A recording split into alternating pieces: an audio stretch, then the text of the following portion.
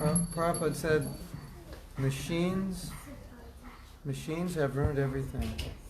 Because when you have machines, people go unemployed. So now he's employed. You're employed. You have to smile, you're on camera. Okay. Become famous. Should I hold like that or? No, I think you have to, this one you have to hold from the front, huh? Like this. Like this. Okay.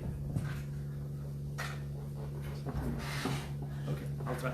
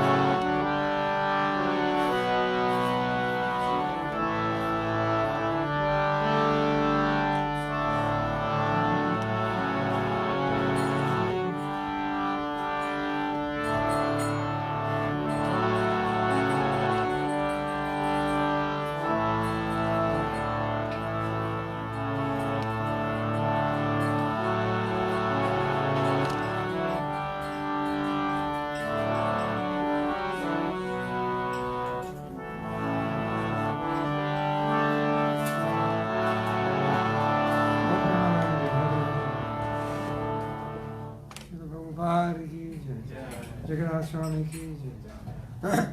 Gaur Bhakta Vrinda ki jai. Hare Krishna Krishna Hare Hare.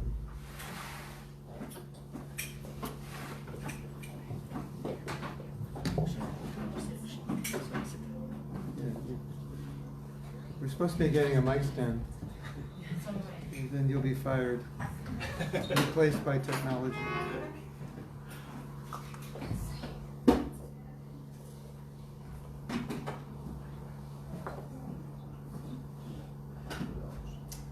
Hare Krishna.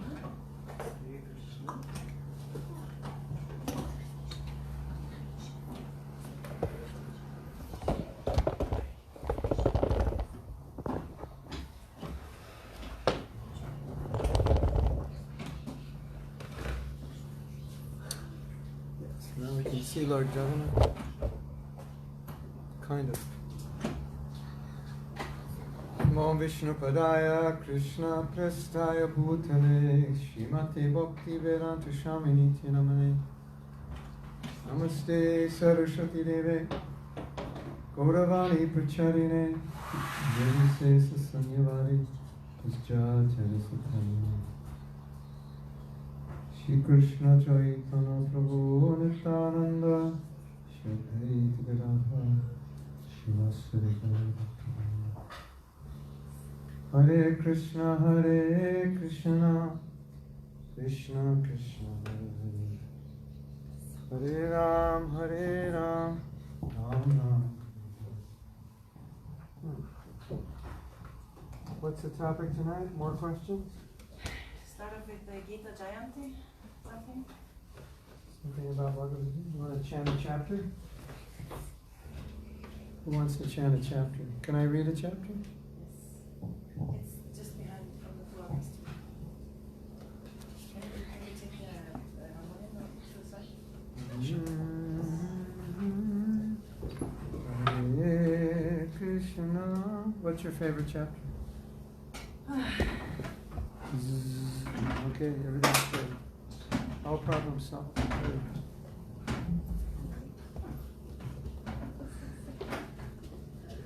That's Shamalata. Shama, Shamalata. Shamalata ki jai.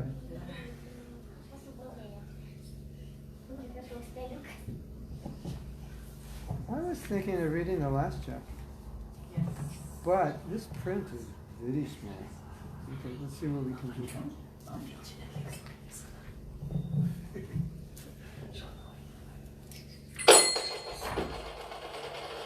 When I was a young devotee, there was this person who would come to the temple.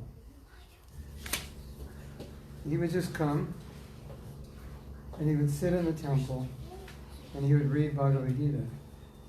And he said, I don't understand what it means, but I like the way it sounds.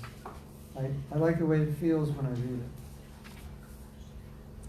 Because it's Krishna's words. He didn't understand much, but he liked reading it. So,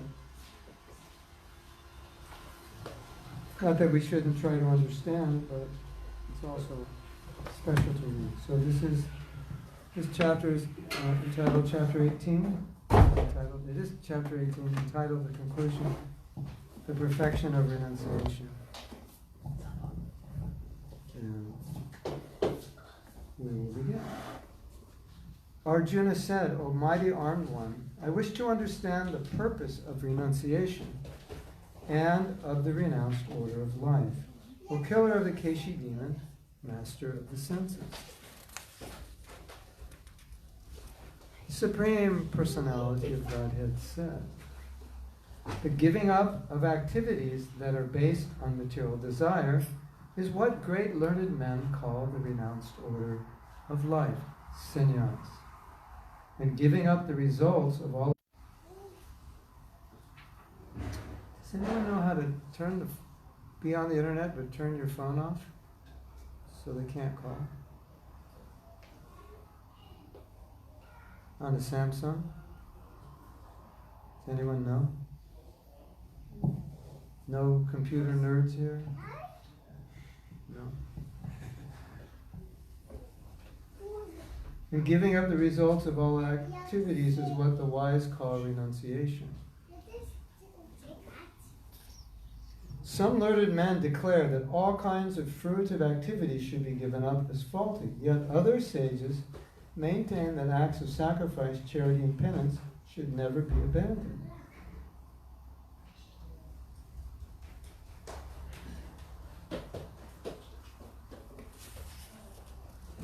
O best of the Bharatas, now hear my judgment about renunciation. O tiger among men, renunciation is declared in the scriptures. Wow, yeah, that's a good one. Good brand. Yeah. German, I think. Yeah. Just how to run. Find some parts. Oh, the other. You know the M? Yes. What's that?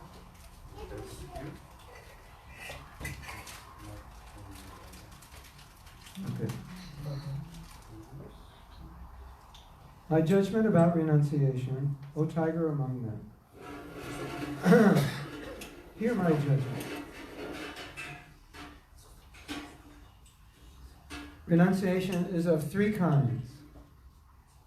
Acts of sacrifice, charity, and penance are not to be given up.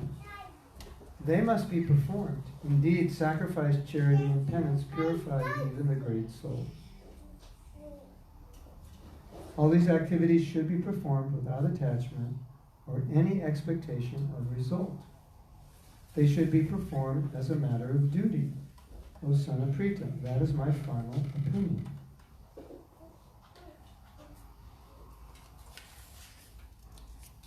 Prescribed duties should never be renounced. If one gives up his prescribed duties because of illusion, such renunciation is said to be in the mode of ignorance. Anyone who gives up prescribed duties as troublesome or out of fear of bodily discomfort is said to have renounced in the mode of passion. Such action never leads to the elevation of renunciation. O Arjuna, when one performs his prescribed duty only because it ought to be done, and renounces all material association and all attachment to the fruit, his renunciation is said to be in the mode of goodness. Thank goodness. You know that's it? Thank goodness. Thank goodness there's the mode of goodness. The intelligent renouncer situated in the mode of goodness, neither hateful of inauspicious work, nor attached to auspicious work, has no doubts about work.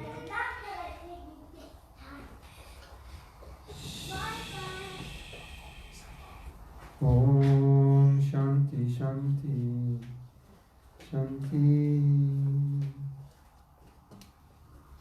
The intelligent, it is indeed impossible for an embodied being to give up all activities.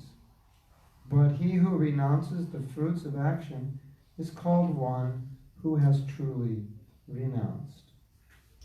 For one who has not renounced the threefold fruits of action, desirable, undesirable, and mixed, accrue after death. But those who are in the renounced order of life have no such results to suffer. Almighty Arjuna, according to the Vedanta, there are 5 causes for the accomplishment of all action. Now learn these from me. The place of action, that means the body. The performer, that means us. The various senses, the many different kinds of endeavor, and ultimately the supersoul. These are the 5 factors of action. Supersoul is your karma. Whatever right or wrong action a man performs by body, mind, or speech is caused by these 5 factors. Therefore, one who thinks himself the only doer, not considering the 5 factors, is certainly not very intelligent and cannot see things as they are.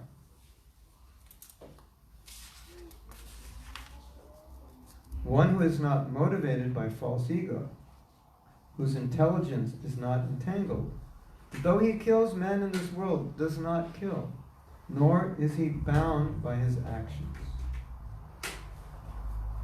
Knowledge, the object of knowledge, and the knower are the 3 factors that motivate action.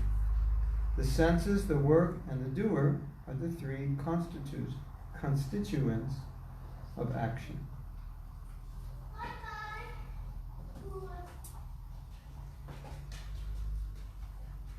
Let me read that again. Knowledge, the object of knowledge, and the knower are the 3 factors that motivate action.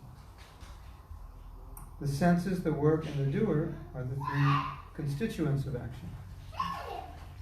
According to the 3 different modes of material nature, there are 3 kinds of knowledge, action, and performer of action. Now here are these from me.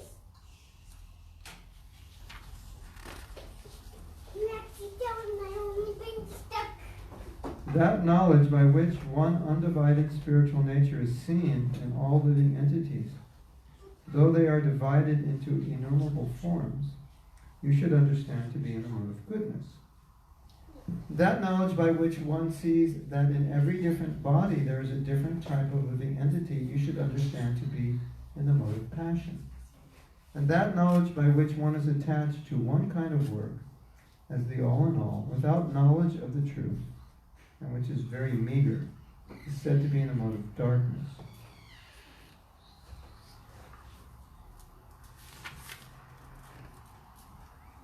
The action which is regulated and which is performed without attachment, without love or hatred, and without desire for fruitive results, is said to be in the mode of goodness.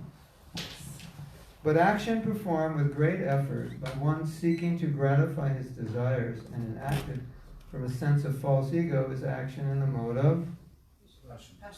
passion. How did you know?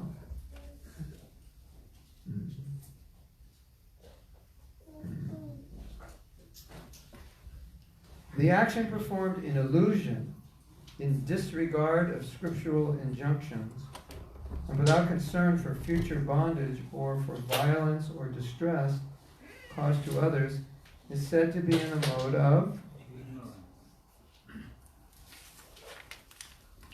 one who performs his duty without association with the modes of material nature, without false ego, with great determination and enthusiasm, and without wavering in success or failure, is said to be a worker in the mode of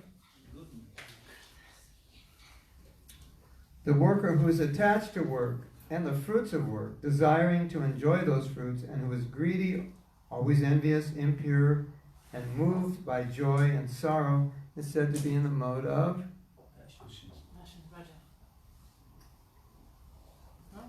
passion. The worker who is always engaged in work against the... I should skip around so you don't... I shouldn't read them in order. It's too easy. I should skip around.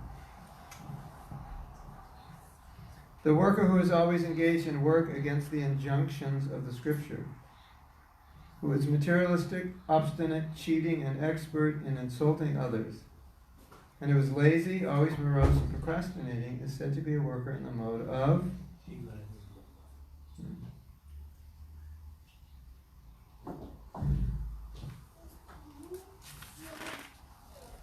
a winner of wealth. Now please listen as I tell you in detail of the different kinds of understanding and determination according to the three modes of nature. Asanaprita, that understanding by which one knows what ought to be done and what ought not to be done, what is to be feared and what is not to be feared, what is binding and what is liberating, is in the mode of Asanaprita, that understanding which cannot distinguish between religion and irreligion, between action that should be done and action that should not be done, is in the mode of passion. That understanding which considers irreligion to be religion and religion to be irreligion, under the spell of illusion and darkness, and strives always in the wrong direction, Oparta, is in the mode of Ignorance. This is important. Religion to be irreligion. Irreligion to be irreligion. We see a lot of that. Osanaprita, that determination which is unbreakable, which is sustained with steadfastness by yoga practice, and which thus controls the activities of the mind, life, and senses, is determination in the mode of goodness. But that determination by which one holds fast to fruitive results in religion, economic development, and sense gratification is of the nature of passion. And that determination which cannot go beyond dreaming, fearfulness, lamentation, moroseness, and illusion, such unintelligent determination of Sanaprita is in the mode of Ignorance. tamasi, darkness.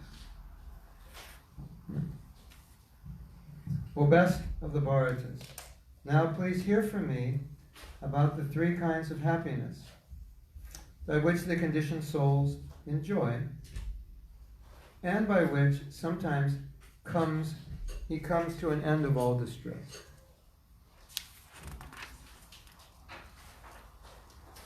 That which in the beginning may be just like nectar. No. That which in the beginning may be just like poison, but at the end is just like nectar, which awakens one to self-realization, is said to be happiness in the mode of goodness. 10 points. This is the Bhagavad Gita game show. You fill in the blanks, and then you win all expenses paid vacation to Vrindavan. You have won a vacation to Vrindavan, and you will be staying in the Vrindavan guest house. You will be eating in the MVT restaurant. You will be going on Reprogram with so-and-so Maharaj. You will be getting exclusive darshan with so-and-so Maharaj. Someday. Someday.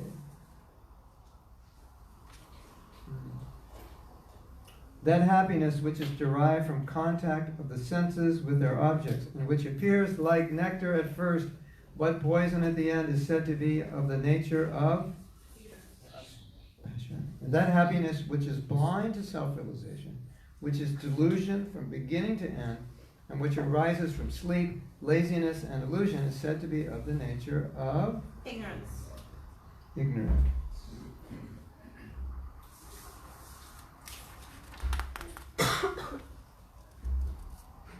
There is no being existing, either here or among the demigods in the higher planetary systems, which is freed from these three modes born of material nature.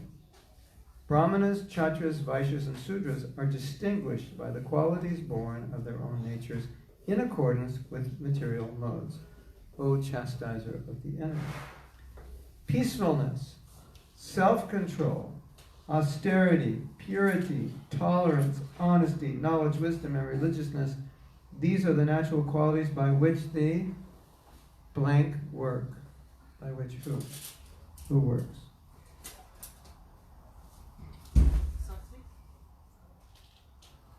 The verse before it gives you a hint. Brahmins, Kshatras, Vaishyas, and Shudras. So it's got to be one of those four. Peacefulness, self-control, austerity, purity, tolerance, honesty, knowledge, wisdom, and religiousness. These are the natural qualities by which the Brahmanas work.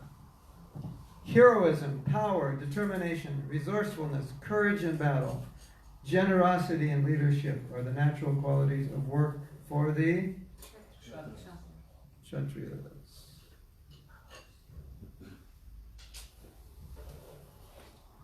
Farming, cow protection, and business are the natural work for the Vaishyas, and for the Shudras they are labor and service to others. Plowing, protecting cows, trade.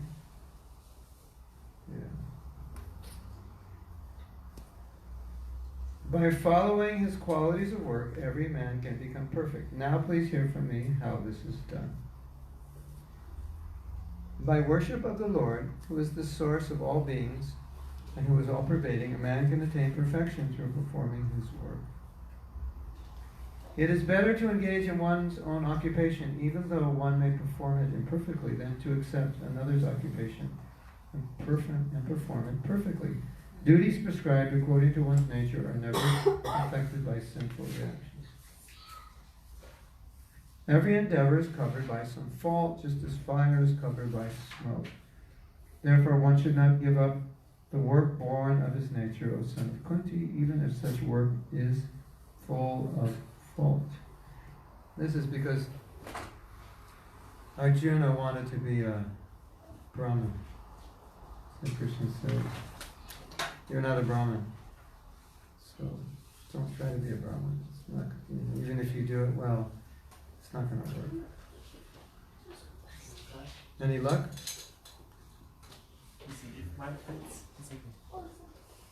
Today is the inauguration ceremony of the mic stand. How come you had to use tape? Huh? How come you had to use tape? We just use it here. Why? Because that one is much smaller. What? Here's a huge hole. Oh, but it comes. We're gonna have this common one. But, You're supposed to put something inside. There's a screw that goes inside the hole. I don't know how. We just found it. So I need to buy new. Oh my God. This is perfect. I have the exact same mic stand in my studio. Same exact. I think it's down. Just Very good. It'll last you a few lifetimes. Hare Krishna. But let's bring it down a little bit. This, you listen to here.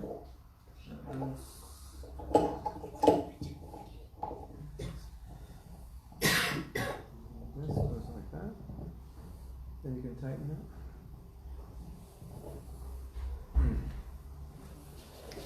One who is self-controlled and unattached and who disregards all material enjoyments can obtain by practice of renunciation the highest perfectional stage of freedom from reaction.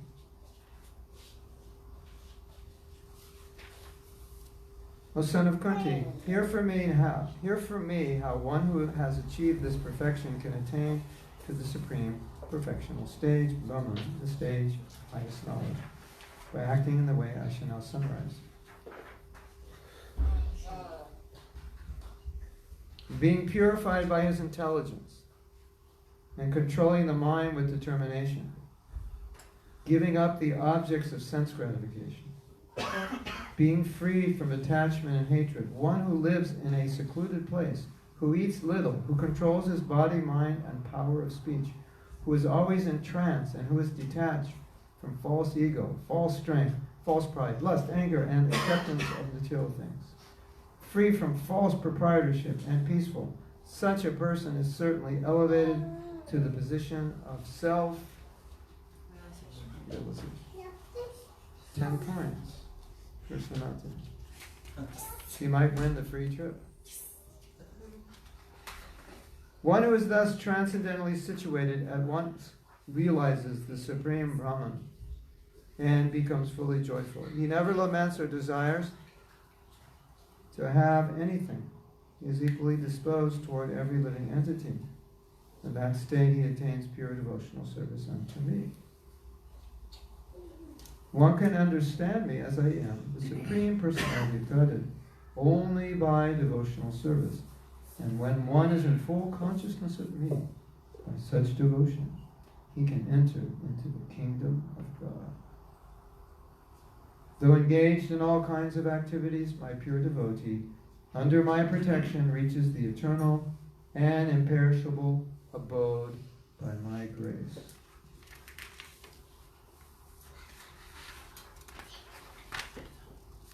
In all activities, just depend upon me and work always under my protection. In such devotional service, be fully conscious of me. If you become conscious of me, you will pass over all the obstacles of conditioned life by my grace. If, however, you do not work in such consciousness, but act through false ego, not hearing me, you will be lost. If you do not act according to my direction and do not fight, then you will be falsely directed. By your nature, you will have to be engaged in warfare. Under illusion, you are now declining to act according to my direction, but compelled by the work born of your own nature, you will act all the same, O son of Kunti.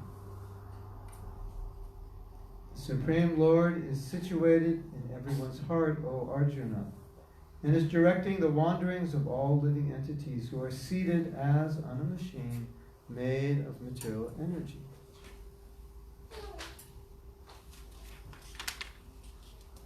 O Sayana Bharata, surrender unto him utterly.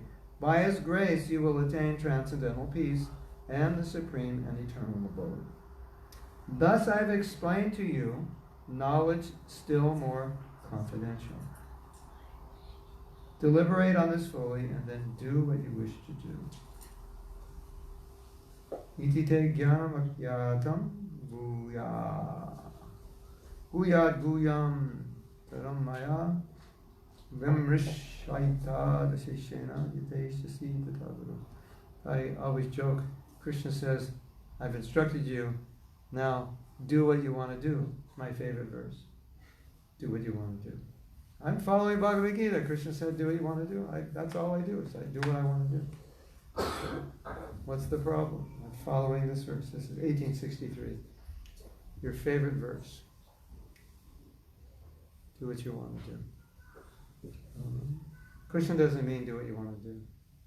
He means you're going to do what you want to do. I give you the independence to do it.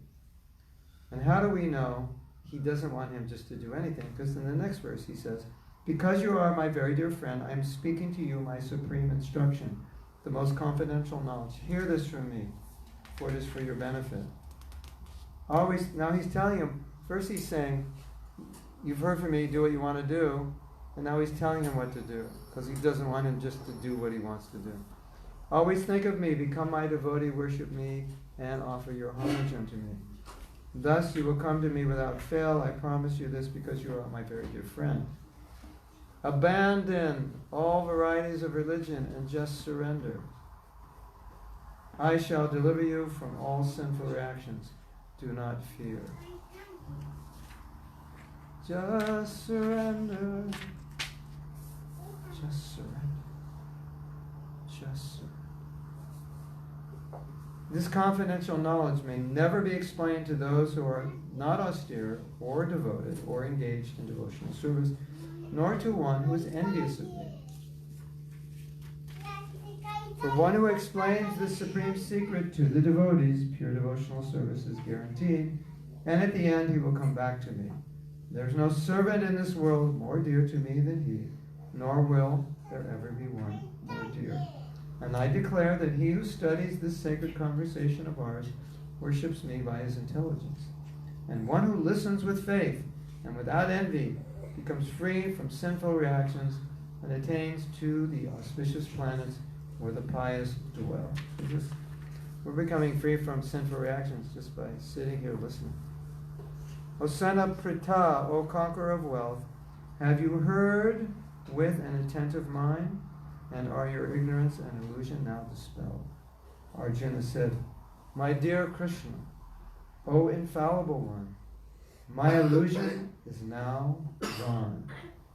I have regained my memory by your mercy. I am now firm and free from doubt and am prepared to act according to your instructions. Sanjaya said,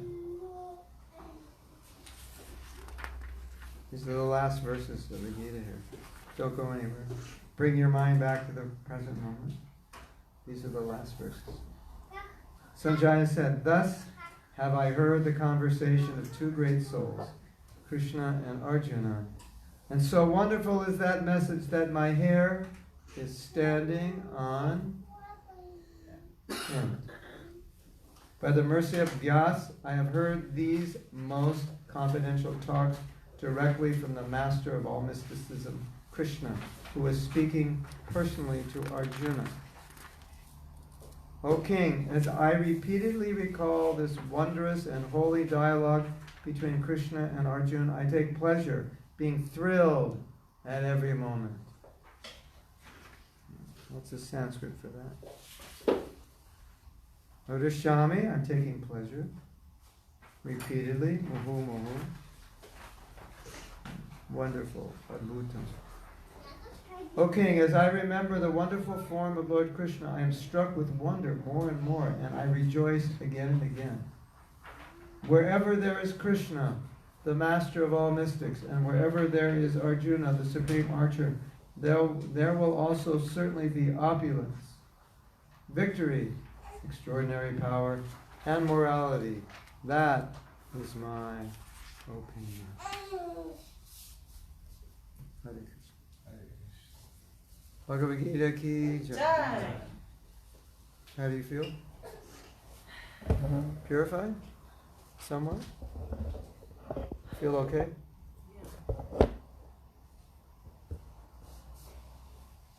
Now that you feel okay, what do you want to do? Some questions from what you were reading. Okay, questions. Where on earth did it go? You said one of the verses, it says that it's about one should rather do one's own duty imperfectly than someone else's duty perfectly. Was it? Yes? I don't remember which verse it was, but then I'm wondering, like now in Kali Yuga, we have these duties of men and women which are totally mixed up. Yes. So how can we kind of work on getting a balance, back to the balance, because today women are forced to be men and men are often very more female than men. No, women. Yeah. So how can we use this verse and work towards this kind of standard?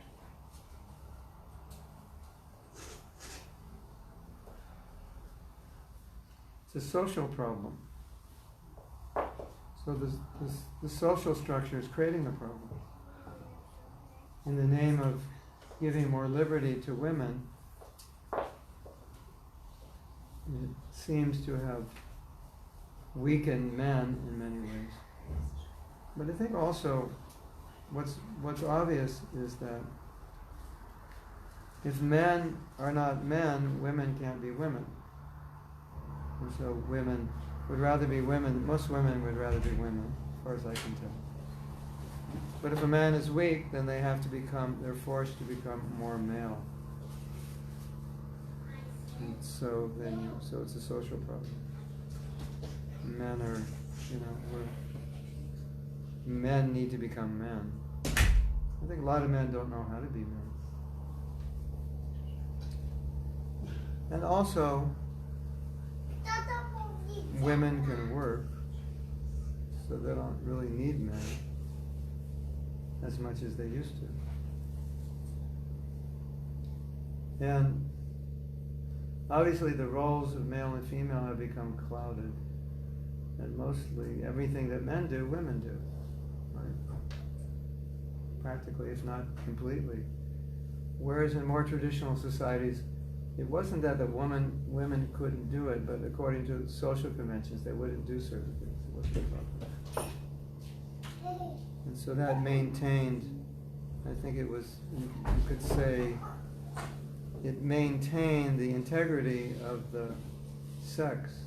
That women did more female activities, men did more male activities. And the women didn't have to do male activities. And most women don't really like doing male activities. So men, it's all your fault. I don't know what else to say. If we don't have men, then it's not entirely your fault. You're innocent victims. If you were never, if there were no examples of what real men are trained, and you don't know. But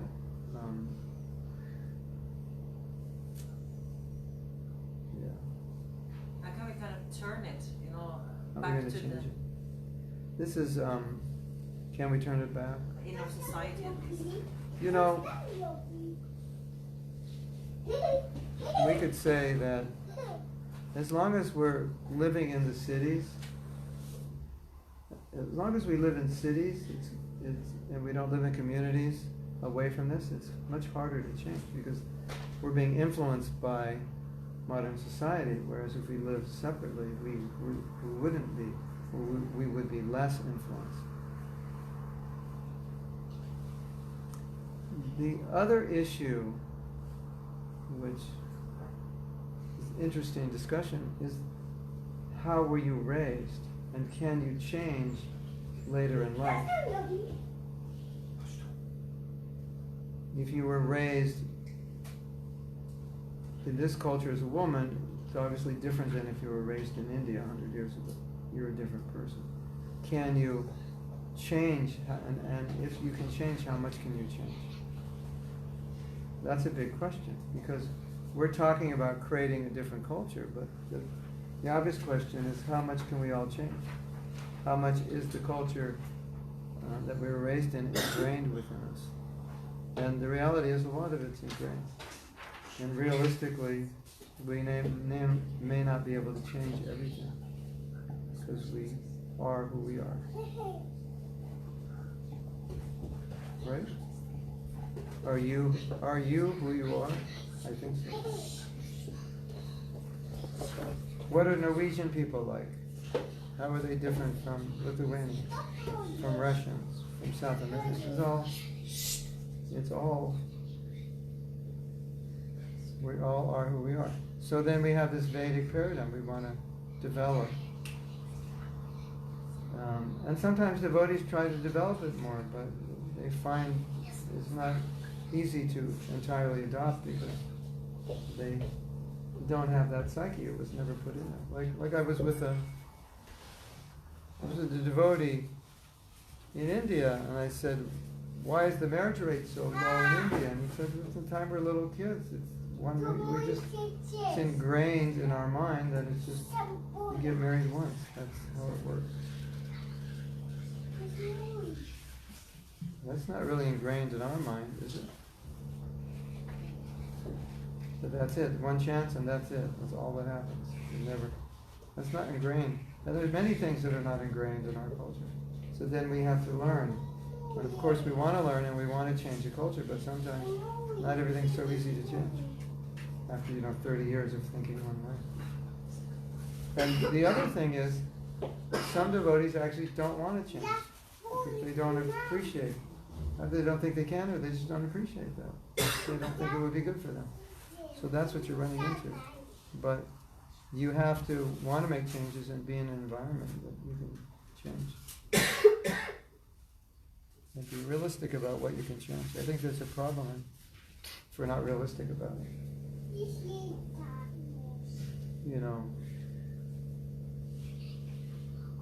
Women should be subordinate, submissive, chaste, shy.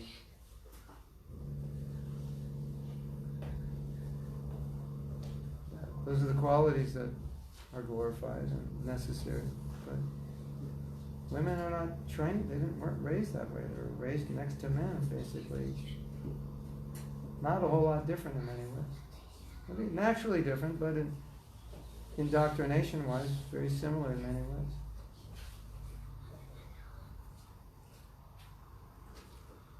And then you have this other problem. So the man says, you should try to be submissive and follow me and not argue and so forth. So that's good.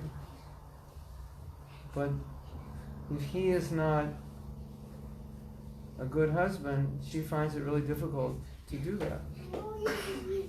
So sometimes the husbands make it difficult for the wives to have the qualities of good wives because they don't have the qualities of good husband.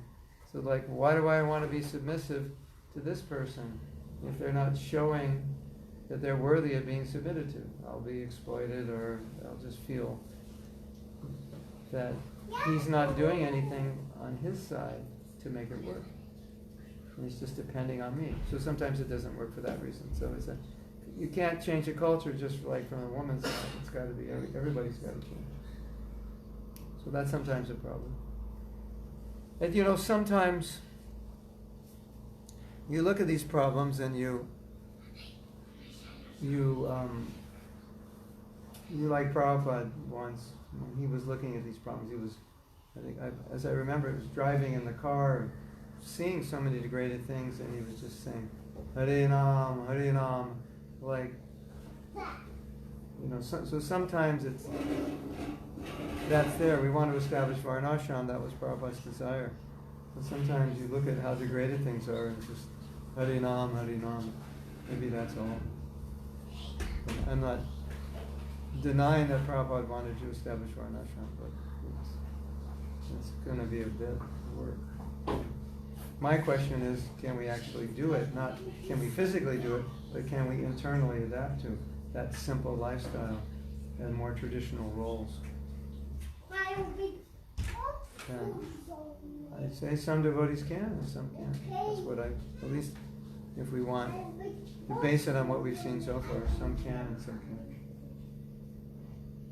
Let's say let's say like you're an intellectual and you have a PhD, and say, well, we want to do varnashram, so we just want you to, be a woman and don't engage in the world. But you may have this like incredible intellectual capacity, and you're not satisfied.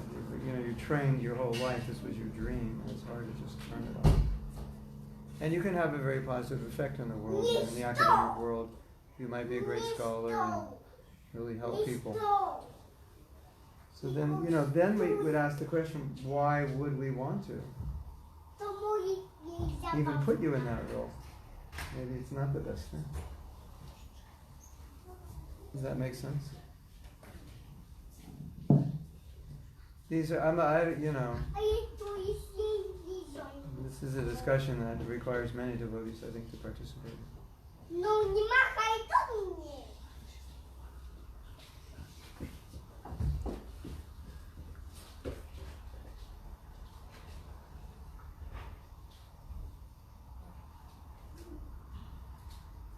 And, there are different opinions on it. Some on the extreme right side say women shouldn't engage in preaching. They should just stay home and be wives and mothers and grandmothers. And that going out preaching is not part of our culture.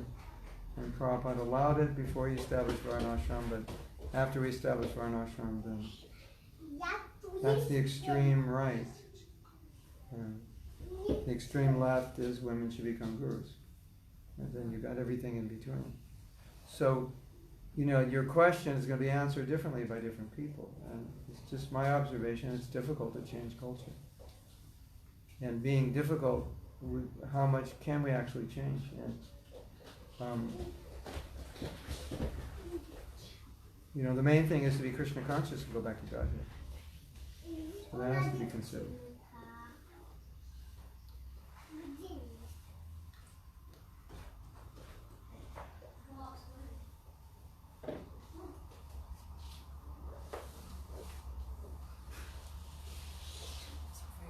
Oh, great. You have more questions? Yes. Could you share with us your insight about question you put as first yesterday? Which question was that? Follow your guru or? Yeah, this. Moral dilemma. Sometimes question I put forward yesterday is, if your guru asks you to do something that you feel would be very disruptive for your life, materially, physically, emotionally, or even spiritually, it would have a negative effect spiritually because it had a negative effect on the other aspects of your life. But if you did something else which would contradict what he asked you, you could see that you would be peaceful and happy. Whereas if you did what he asking you to, you see that you could get so stressed and depressed that you would stop chanting your rounds and associating. You see it. That was the question. So, should you disobey your guru to be Krishna conscious, or obey your guru to not be Krishna conscious? And you want me to answer that now? I could get in a lot of trouble.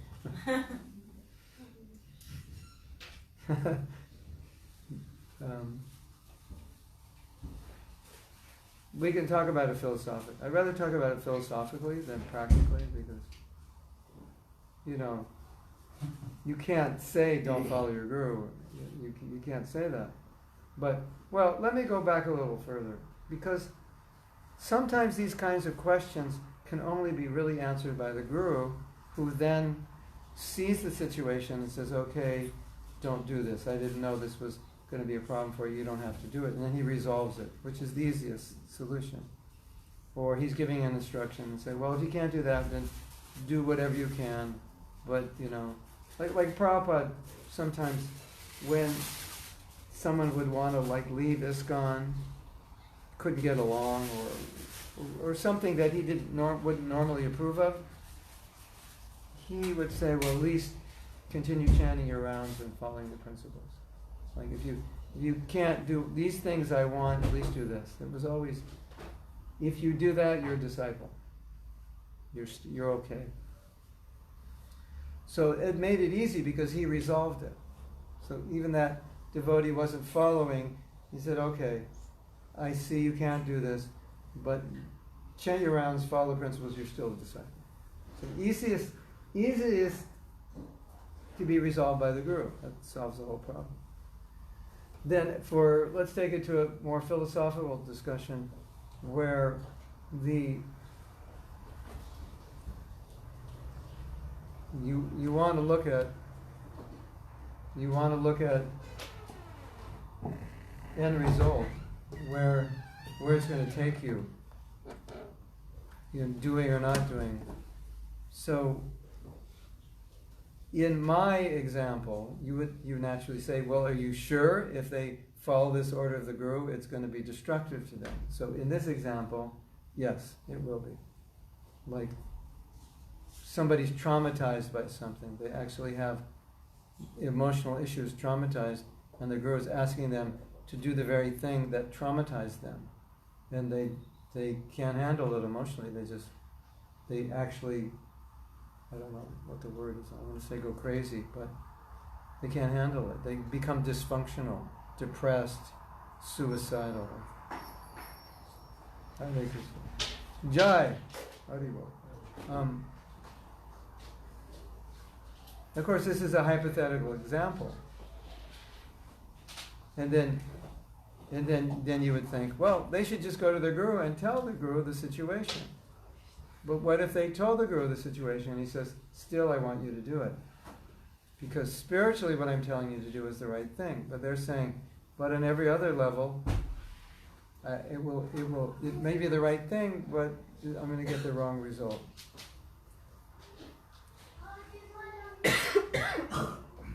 In cases like that, they could go to other senior devotees, seek advice. Maybe those senior devotees could speak to their Guru, explain the situation and their outlook and try to resolve it. So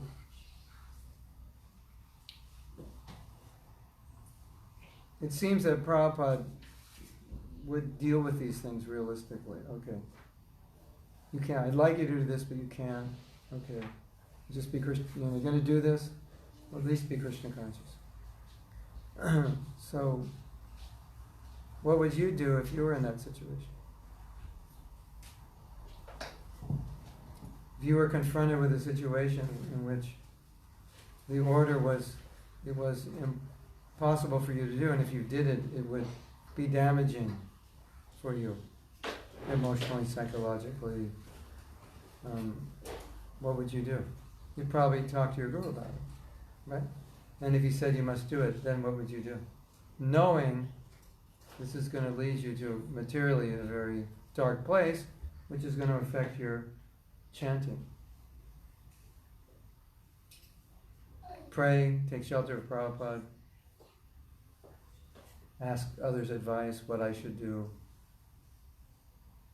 It's an unfortunate situation, for sure. Now, I have seen people in this situation who were basically, their gurus were saying, if you don't do this, kind of like, you're kind of rejected, I don't want anything to do with you. But other gurus accepted them, and they took shelter of those other gurus, and they instructed them, and then they were okay. So in some rare situation, it may have to evolve like that.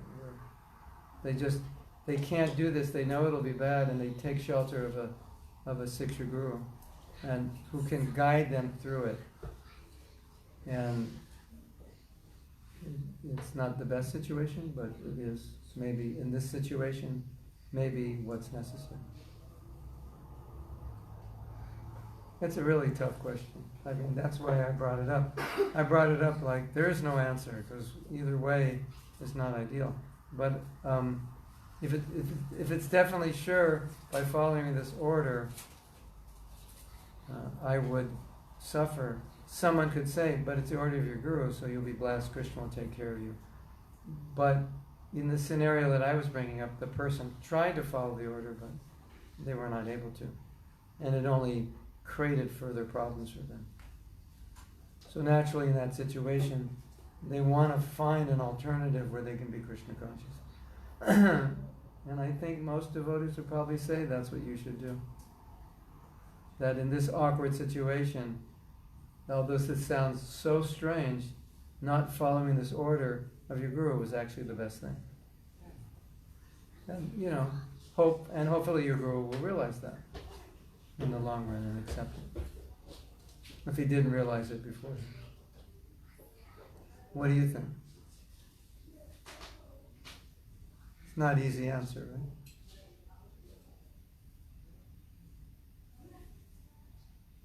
I think if we were in this situation and we knew it would be disastrous effect to follow this instruction, and we asked the Guru to not make us follow, and he said you must, we probably wouldn't, because I don't think we would have a choice. We couldn't follow it because it would destroy us.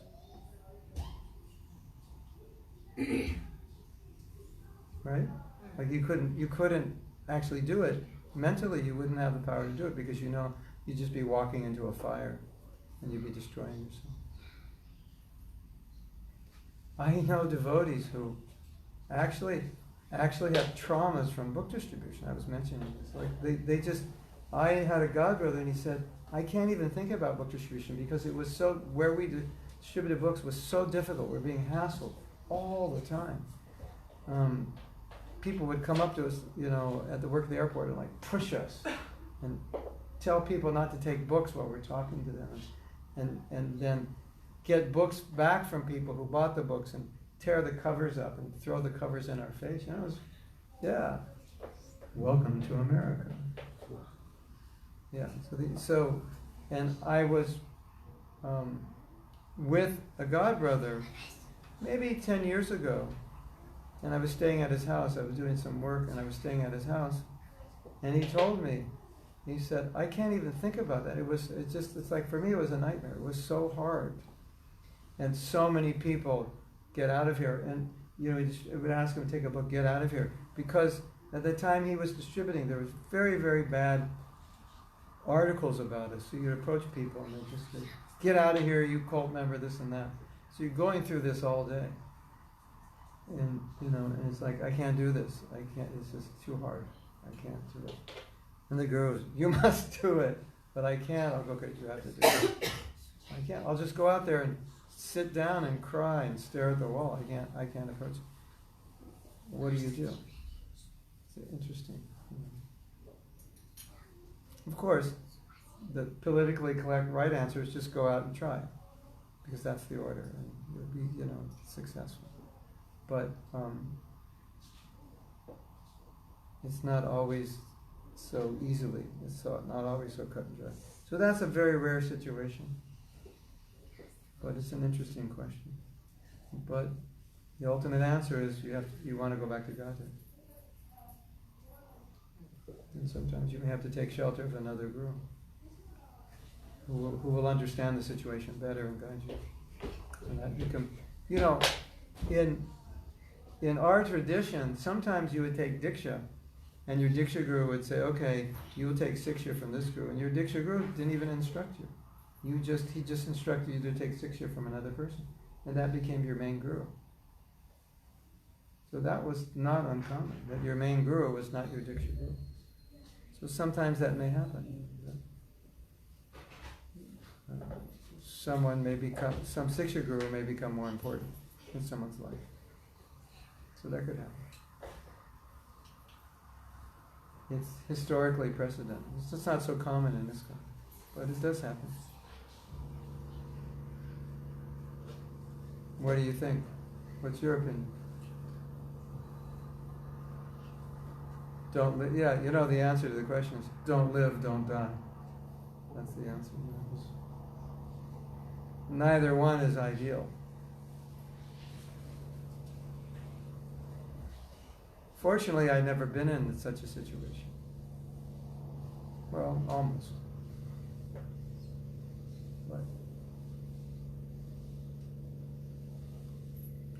But But with Prabhupada, Prabhupada wasn't managing our lives. He had so many disciples. So if we couldn't do book distribution, they would do another service. He was okay. And unless you were working directly with him and he told you do this. So generally it was okay. We had options. So we never really ended up in these situations. And if we were married and it wasn't working, we would just have nothing to do with it. It was our responsibility. He didn't want to deal with it. So he saw that in many cases it was better he didn't deal with us because we couldn't always follow what he wanted. And when we couldn't follow what he wanted, he just didn't want to get involved. Because then if we couldn't stay with our husband or wife, and he's telling us don't ever get divorced, and then we say, Prabhupada, I can't stay with my wife, he's going to say, don't leave her. And then if I say, but I can't stay, then I'm disobeying. So he would often just be aloof and not give such instructions that we couldn't follow. Not that he wouldn't want to give, but he wouldn't want to give an instruction that we couldn't follow.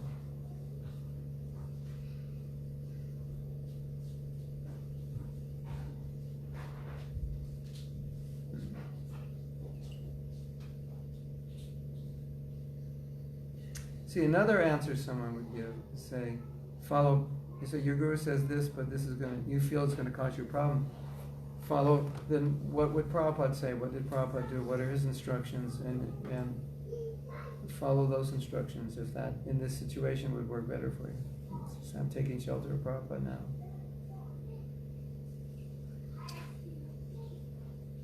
I just pray none of you ever end up in this situation.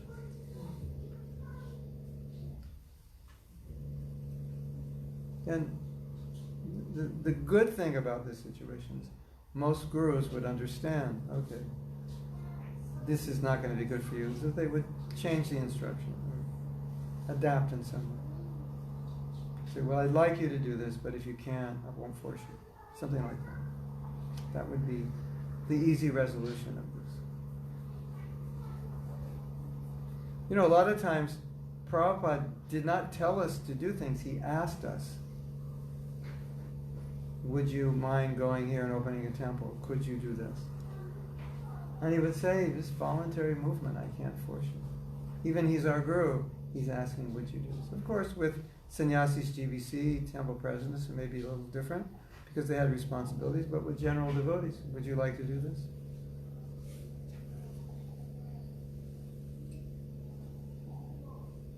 So that was there.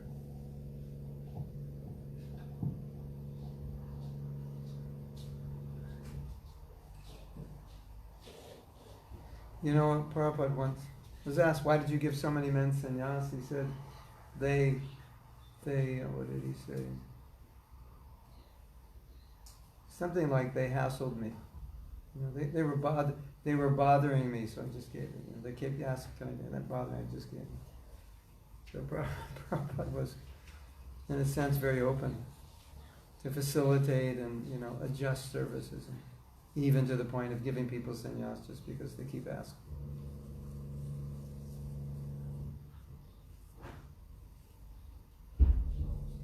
Sometimes you'll find that a devotee cannot follow his initiation vows, and they'll go to the guru and say, I cannot follow these vows.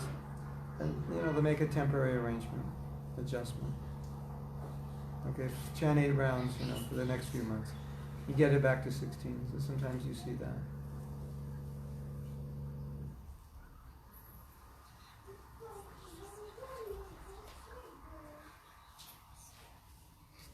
Not an ideal example, but it does happen.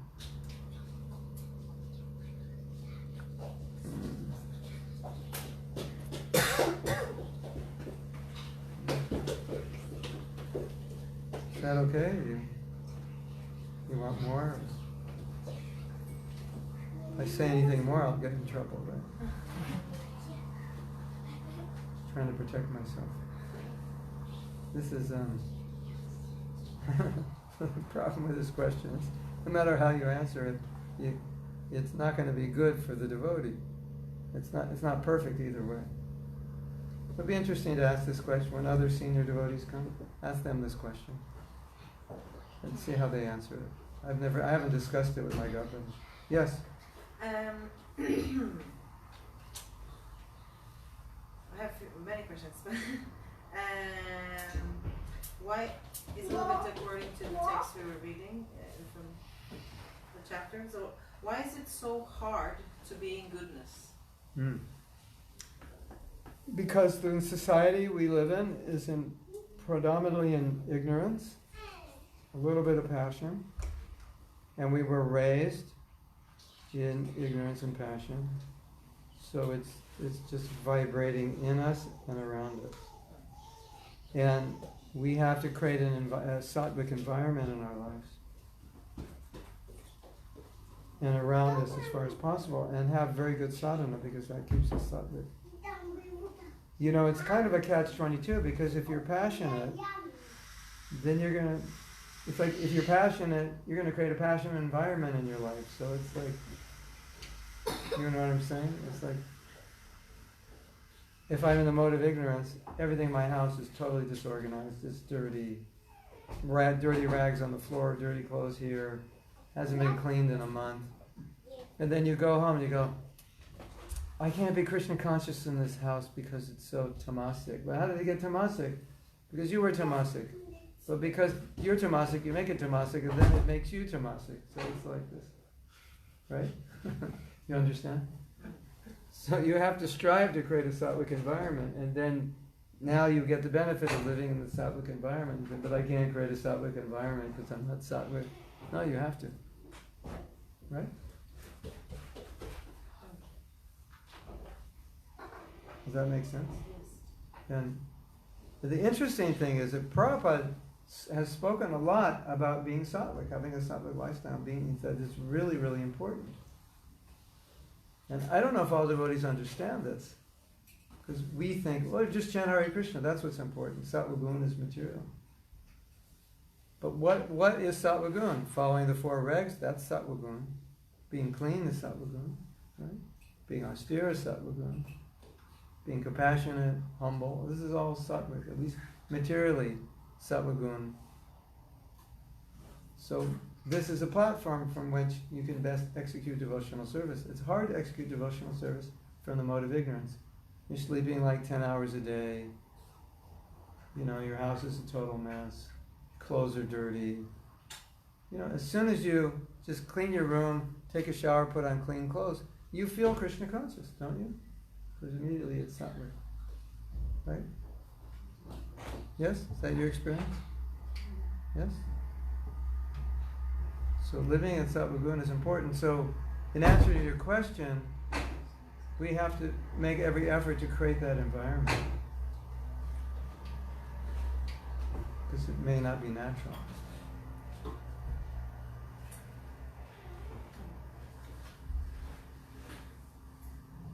Studying is sattva.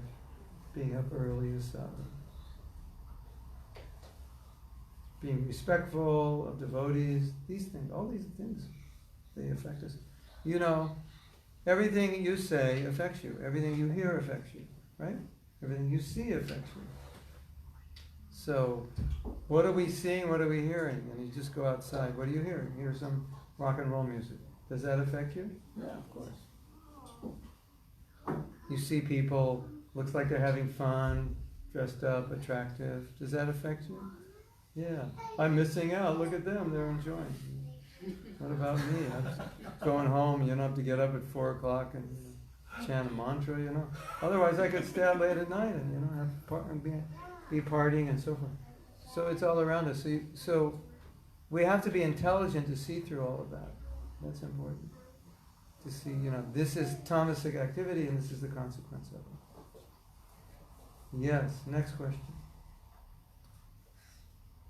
You want to give him a chance? Yeah. Thank you for lecture, Maharaj. You talk about duties of Vaishyas, Brahmanas and Kshatriyas. And how to know ours real duties and real position in this life, because it's not so easy to see in our society what is what.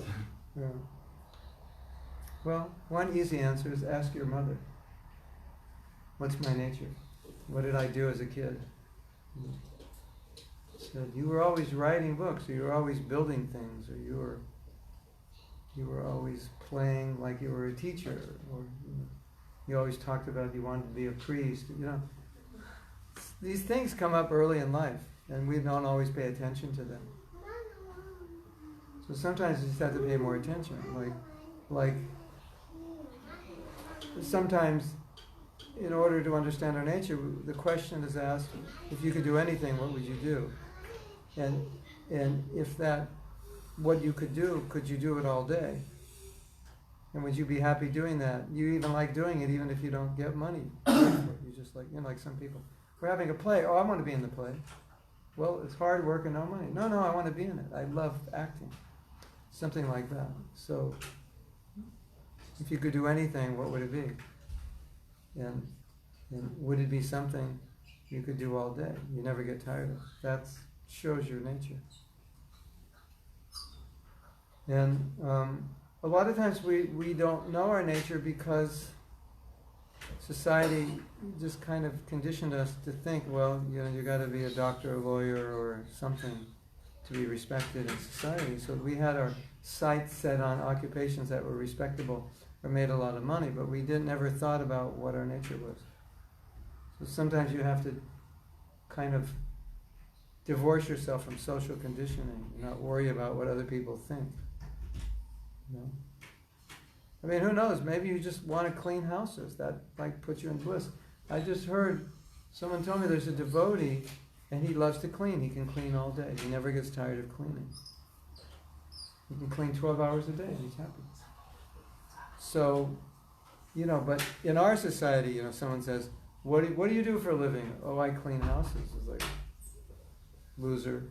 I don't want to talk to you. Get away from me, you peasant. So we have that, that's there. Maybe not predominantly, but it's there. But maybe that's, what you just like serving people. Shudra seems to be a bad word, but it's not. Shudras they like serving. That's what they do.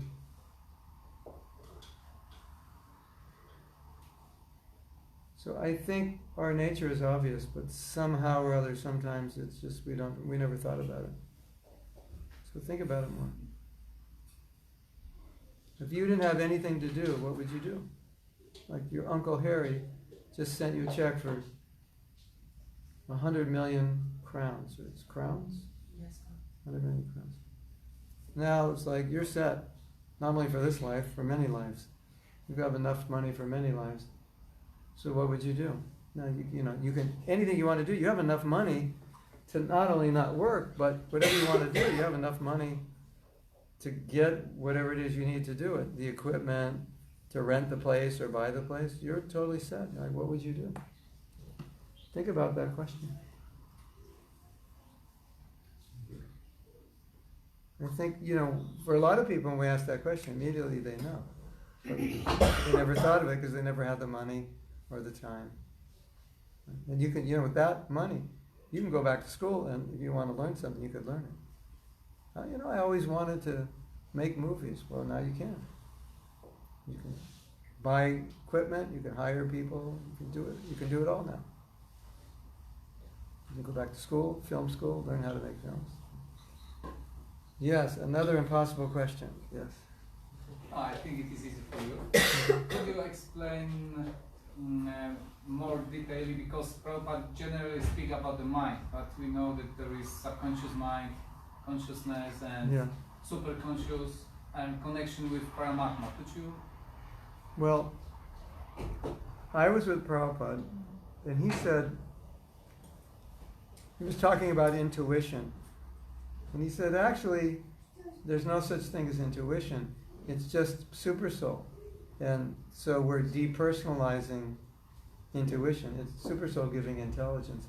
He was giving the example that, no one has to teach a dog how to eat, or any animal how to eat, sleep, mate, and defend. They have that intuition. We all know that.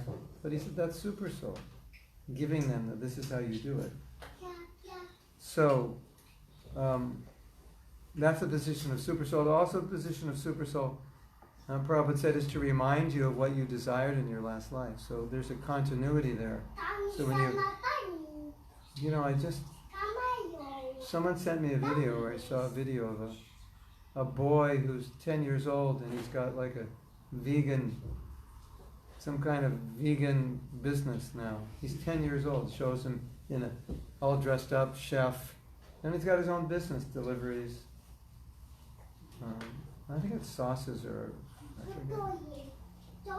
Where did that come from? Obviously from his last life.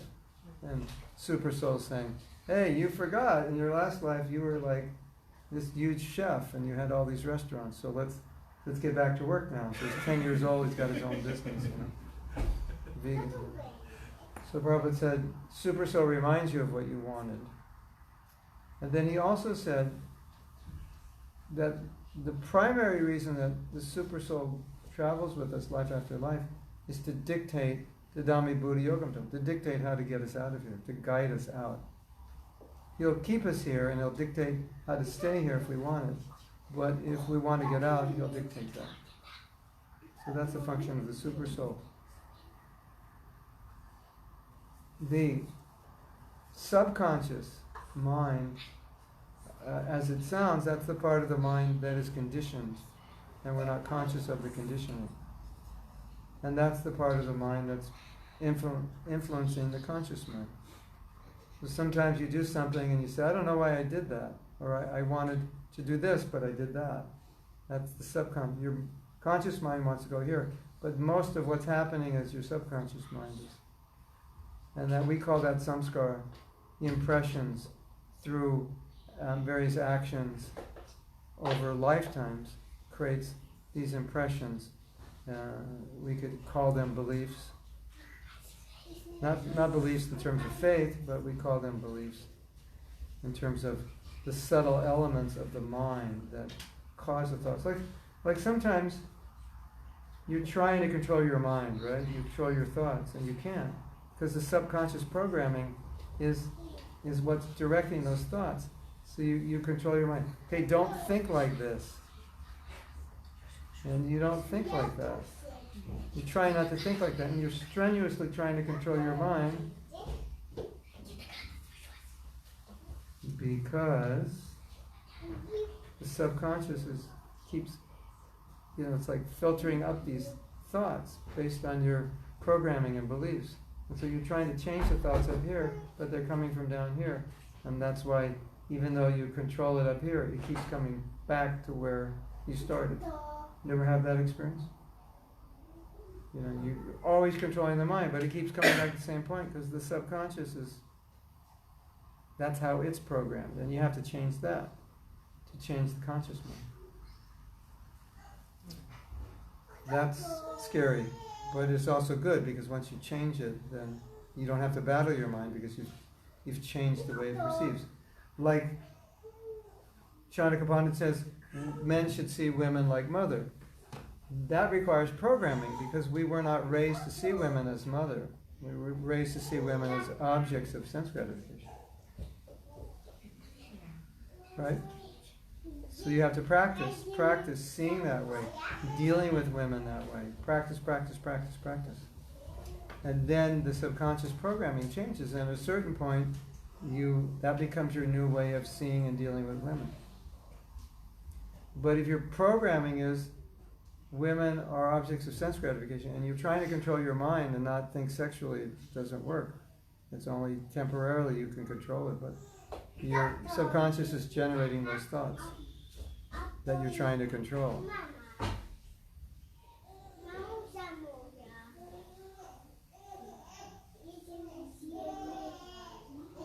So the mind, that's what we're conscious of. The thoughts we're conscious of.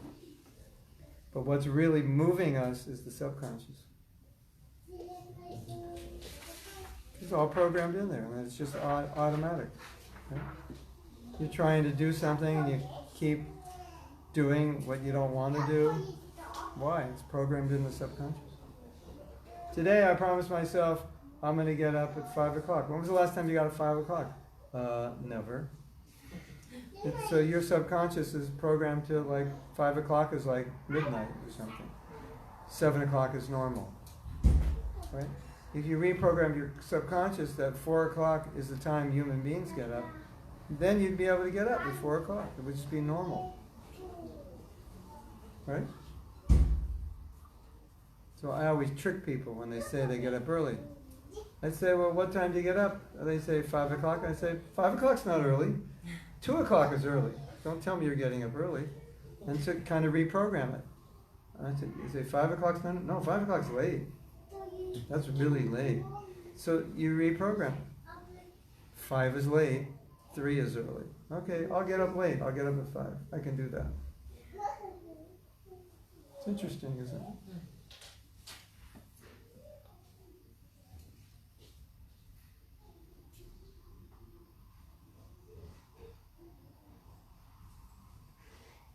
What about the easy way of programming? Because this, what you show, it is by this affirmation, it is quite easy, but sometimes there are very like more serious problems in our subconscious mind and programs which you are working by. So how to change them? You have to know how you would want to change it. Okay, well, let's use the example of women are, the programming we grew up with is women are objects of for men, women are objects of sense gratification. That's the programming. So now we want to reprogram as women are mother. So first we have to know what how we're reprogramming it. That's the way we want to see. So now, to be able to do that, we have to consistently, all the time, see and deal with women as mother, over and over and over again. And when we lose that, it defaults back to women are my object of my enjoyment. And if we see them as objects of enjoyment, it reinforces that belief. So in order to come to belief, it's like overcoming a habit. You have to practice a different way of doing it. So you have to constantly be seeing, reminding yourself, and dealing with women over a long period of time, month after month after month. Then that starts to become the new programming. That's just how you see them. So, the same way we got the bad habit, right? It was programming over a long period of time. It's new programming over a long period of time. You're breaking the old habit. So that's one way. There are other ways of doing it. You can do it through hypnosis. There are other things. You can, kind of philosophically do it through reasoning, understanding also where the belief came from. That, maybe this is not even my belief. It came from somewhere else. And then understanding what belief I would like to have, and then affirming that. With affirmations, you have to feel it on an emotional level for it to really work. If you don't feel it, it's like fake. You're just saying it. But like we were saying, I love to chant, I get to chant, I want to chant. If you could actually feel that emotionally, it'll make a difference. If you just say it, it may not be as powerful. So that's why sometimes affirmations don't work, because you're saying them and you don't believe them. There's no emotional connection. But if you can actually see women as mother and feel that, like you're around them and you feel them. Oh, they're mothers. They take care of kids. It's natural. They're always serving prasadam. And you see that, and you're not only seeing it, but you're feeling. Yeah, I really feel that motherly energy. That's better than feeling sexual energy. So you're changing the situation. So you're changing the situation.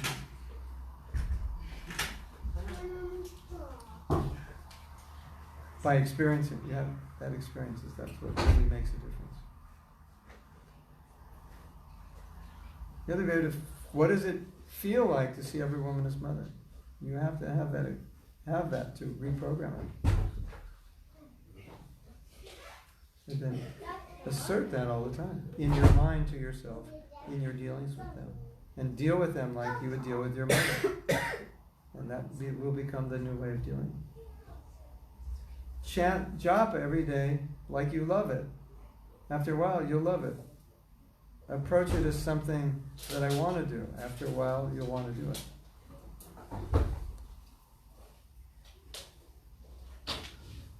So like if you're going to say, I love to chant, then I want to convince you why you love to chant, or why you should love to chant, so you can have emotional experience and say, yes, I really appreciate the holy name. I feel so fortunate to have the holy name. I really want to do this. I feel like it's so special. And if you have those emotions, then the affirmation is working. But if you just say it, it may not work. It's just in your head. And there's no emotional experience. That's why the man who's sitting there goes, yeah, but I've heard women as mother. Yeah, that's the point. You just heard it. There was no emotional experience. You never dealt with them that way. You never knew what that meant. So I don't know how to see them as mother. I've seen them as sexual objects my whole life. You have to start being able to get into that, seeing it that way. And then that's how eventually it'll replace the old way of seeing. Does that make sense? I mean, you know, if you go to my website, I have a whole, 10 classes on this. Mahatmadas.com. Don't forget to hit the donate button when you visit.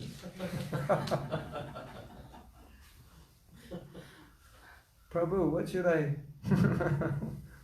I read on your website? First, read the donate button. Oh, so this is my joke. My favorite. What's your favorite spot on your website? The donate button, yeah, of course. What do you? So,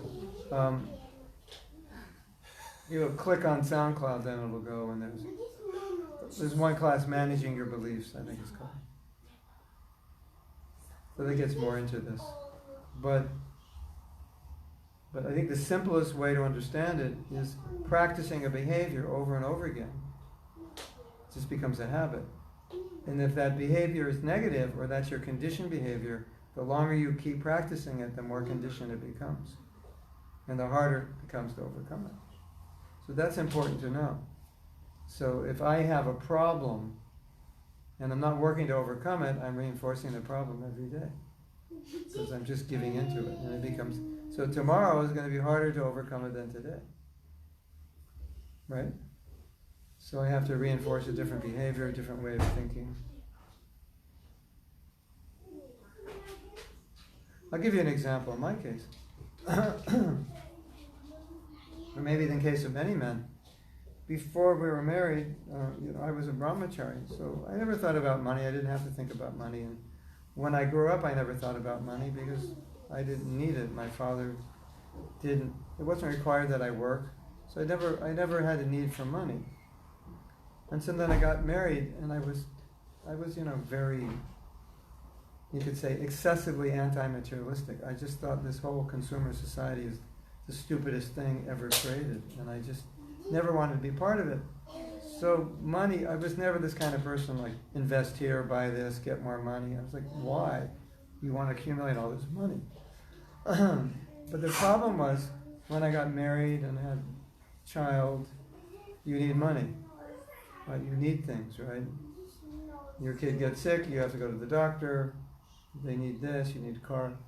And so I had to reprogram it, because now in this present situation, that old way of thinking, which worked fine as a brahmachari, it was perfect. But it worked great as a hippie also, because that's how we thought. But as a grihastha, it didn't work anymore. So sometimes you can reprogram just by understanding that your former program was working in a particular context. Now you're in a new context, so you're going to have to create a mentality that suits that context. I don't want to deal with money, it's Maya, I don't want to touch it, just want to live on the poverty line, be austere. And then, your kid gets sick and you can't afford a doctor. It doesn't make sense. So now you realize, okay, in this situation, having a certain belief would be different. And so by understanding why, you can begin to now evolve your beliefs to be more aligned with what you need to do now. Otherwise, we all may have beliefs that are going against what we want to achieve. Because there were beliefs that worked for us 20 years ago, but they don't work for us now. Or let's say you want to become a vanapras or a sannyasi, and you have all these beliefs about how you need security and money and stability. and how important that is. Well, you can't have those beliefs and be a sannyasi. You have to have new beliefs about, depending on Krishna, going on the edge and austerity, right? So that's important to realize. That in different stages of life, certain beliefs worked, but when you change, now they don't work. And I have to adopt new beliefs. So I have to think like that in my head. Okay, what makes sense here? Okay. I joke with devotees, but it's true. Like I don't think about money, and I never think about like why accumulate more money than you need. It's not part of my mentality, getting rich and so on. Until I get on a plane for a 13-hour flight and I'm squashed in the sardine type seats and I have to sleep overnight, and I think, be nice to be rich right now because I would be in business class and I could actually sleep on this flight. Otherwise, when I end up at the temple, it actually takes me a week to, at least 7 days, to neutralize that overnight flight and time zones of 5-6 hours. I'm like all the time giving class. I'm like, I feel like no energy.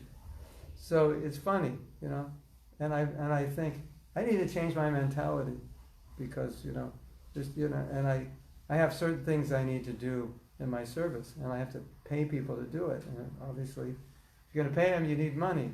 So I had to start adjusting. No, money's good. Send me. Everybody, send me money. Give me all your money. It was before I was like, I never even thought of it. I never even wanted it. Don't give me your money. I don't need it.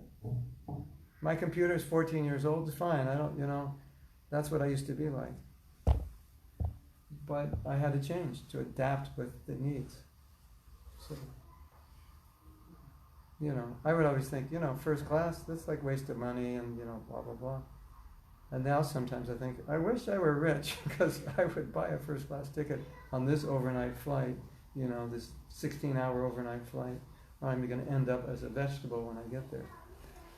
So, so I adjust my mentality. Go, oh yeah, that would be good.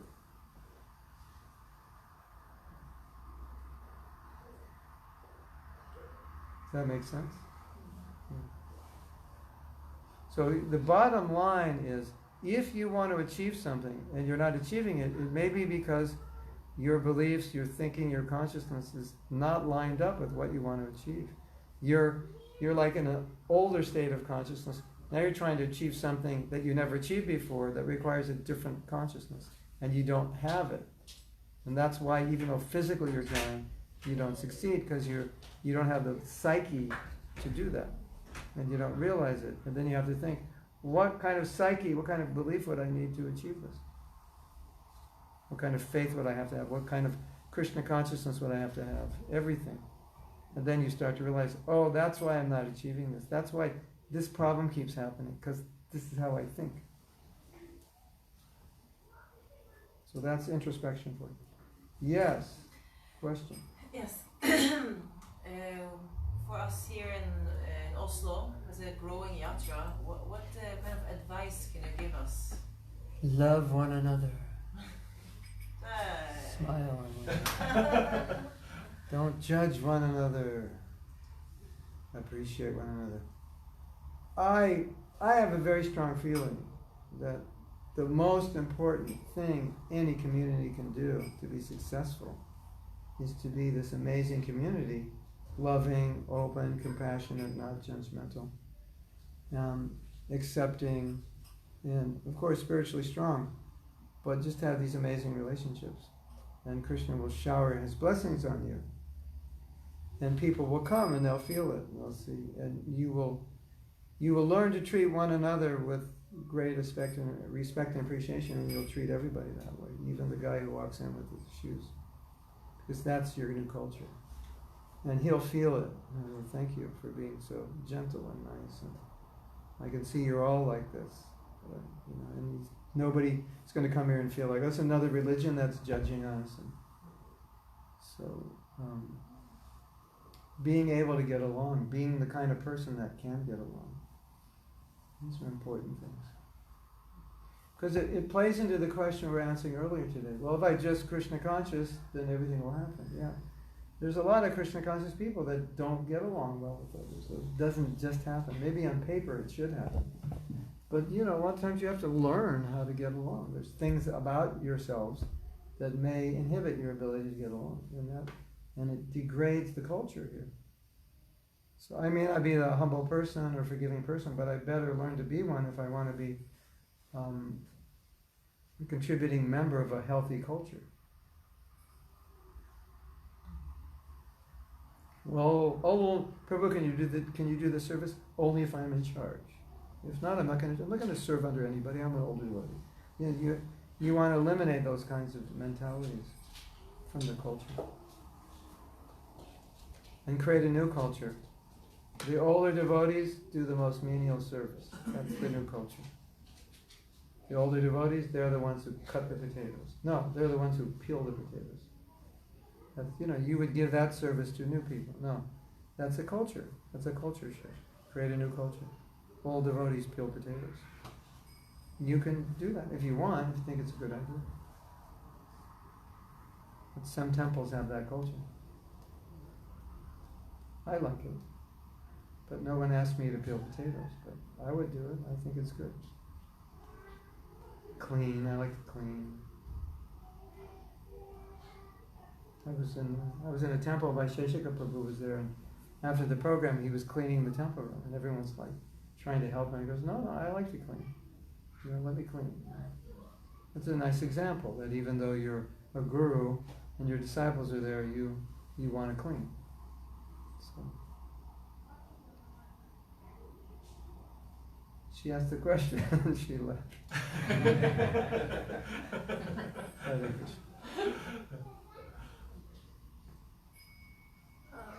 want to ask you, how to control this subconscious mind, how to program it? They'll tell you. I just explained it for the last 10 minutes. But how, You don't control try my it. level best. You don't control it, you reprogram it. You can't control it. It's already, the car's already moving. You can't control it. You can't stop it. You have to turn it left or right. You can't, so he'll tell you, I just explained it. You can explain it to me? A little bit, yeah.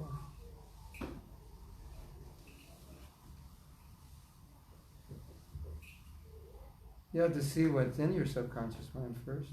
You just look at what you're doing, and you'll look at what you're doing, and then you'll know what's in it. You look at your life; it kind of indicates what's in your subconscious mind, just by seeing the results. Do I have good relationships, bad relationships, success here, failure there? There may be many things in your mind leading to those results.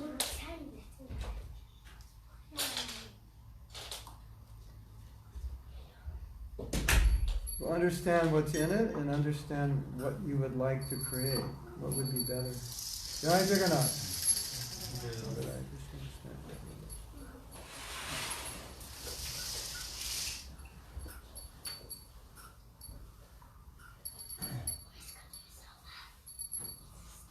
Everything I said to him, when he asked that, that's the answer.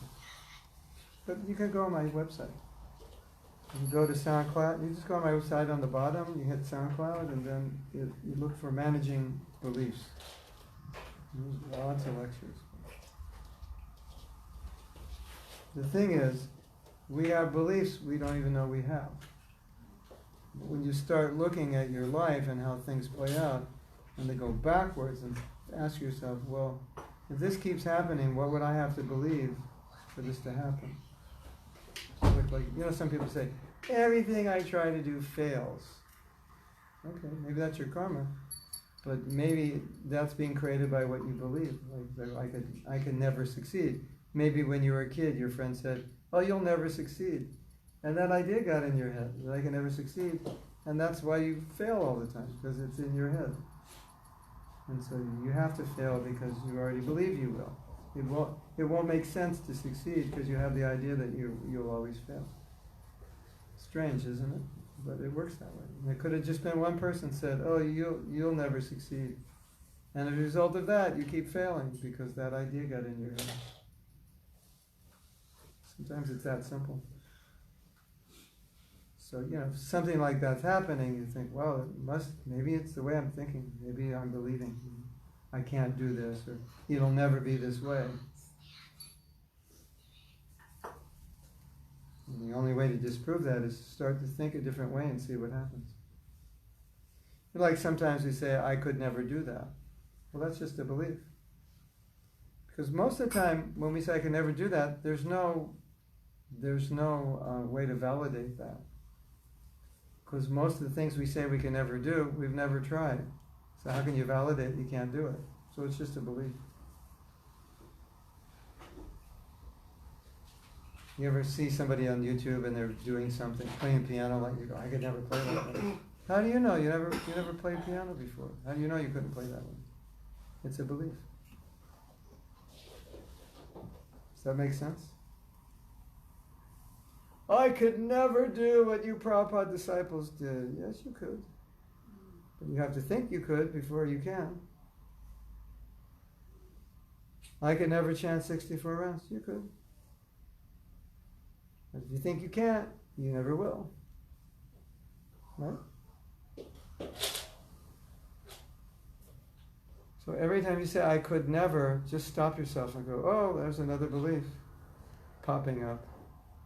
Every time you say, well, everybody knows that, that's another belief popping up. Everybody knows you can't do this. Everyone knows if you try to do this, this will happen. That's a belief. We have so many beliefs we don't even realize. And someone who knows this can catch you all the time. This, that, no, that's just your belief. No, but I have proof. It never happens this way. Yeah, it never happens this way because you're programmed for it not to happen this way. And you think it never happens this way is the truth. No, it's your belief that caused it not to happen that way. Interesting, right? So you have the belief it'll never happen this way, and it never happens this way. And you say, see, I told you, it never happens this way. It's not just my belief. It's true. No, it's your belief that caused that. You see so many people say, I never thought I could do this, but somebody pushed me, convinced me, and I did it. So someone believed in me more than I believed in myself, and then I was able to do better. That happens also, right? Our beliefs are limiting us, but someone else has a belief that pushes us beyond our borders. They have more confidence in us. And then all of a sudden we succeed. Right?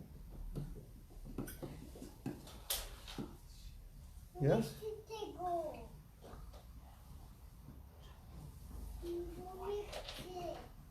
Countries have beliefs, the way things, you go to Amsterdam, it's like bicycles, and the belief is bicycles. I mean, it's a good belief. So it's the middle of winter, everyone's riding bicycles, midnight. They go a half-hour ride at midnight to go somewhere on their bicycle. You go to America? Never. You say, you should ride your bicycle, a half hour downtown and it's, 0 degrees. So you're completely nuts. You're crazy. You can't do that. Why can't you do it? Who said you can't do it? It's just, and then in Amsterdam, of course, that's what we do. That's normal. It's just beliefs that are, I mean, it's amazing. I was just there, it was like 35 degrees. 75-year-old people riding bikes like they're kids. It's just the culture. I'm like, why are you riding a bike? It's raining out and freezing cold. I'm going shopping and I don't have a car. I just have a bike. I've been doing this all my life. This is normal.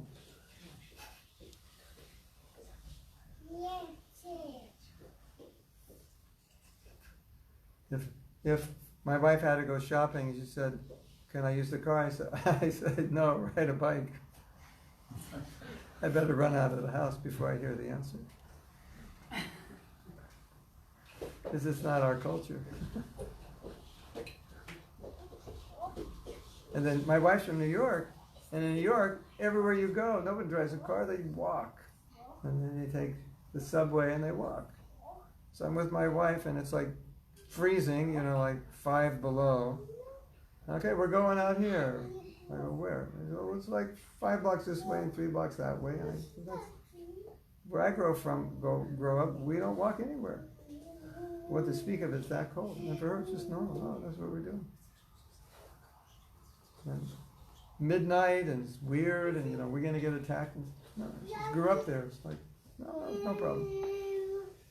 So we're all molded. So the message is that mold yourself in a way that will produce the result you want. And if you're not getting the result, it's probably because you're molded in a way that will not support it. Pretty simple, right?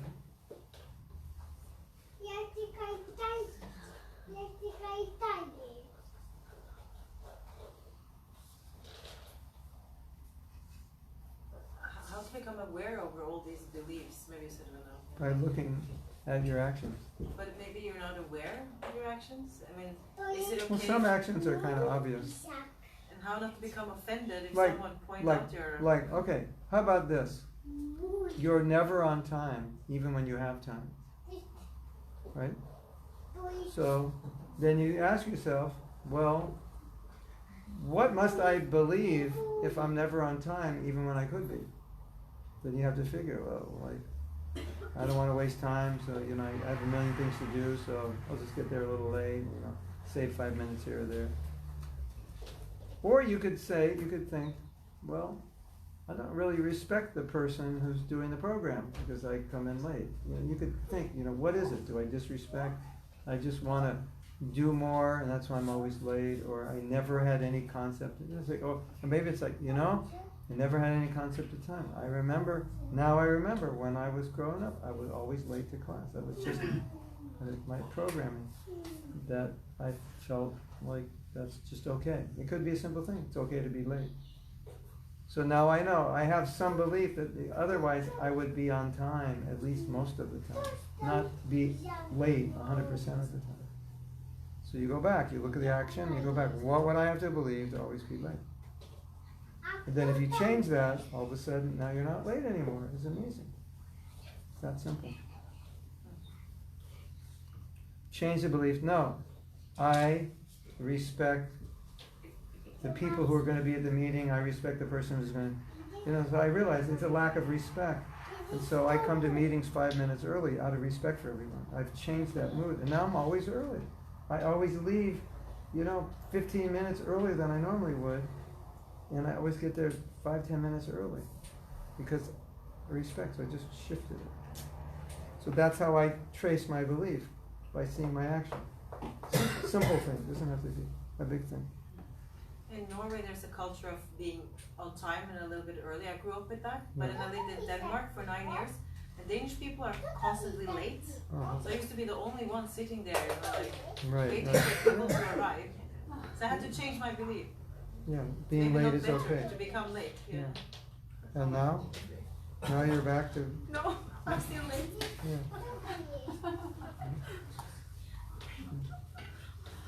Yes?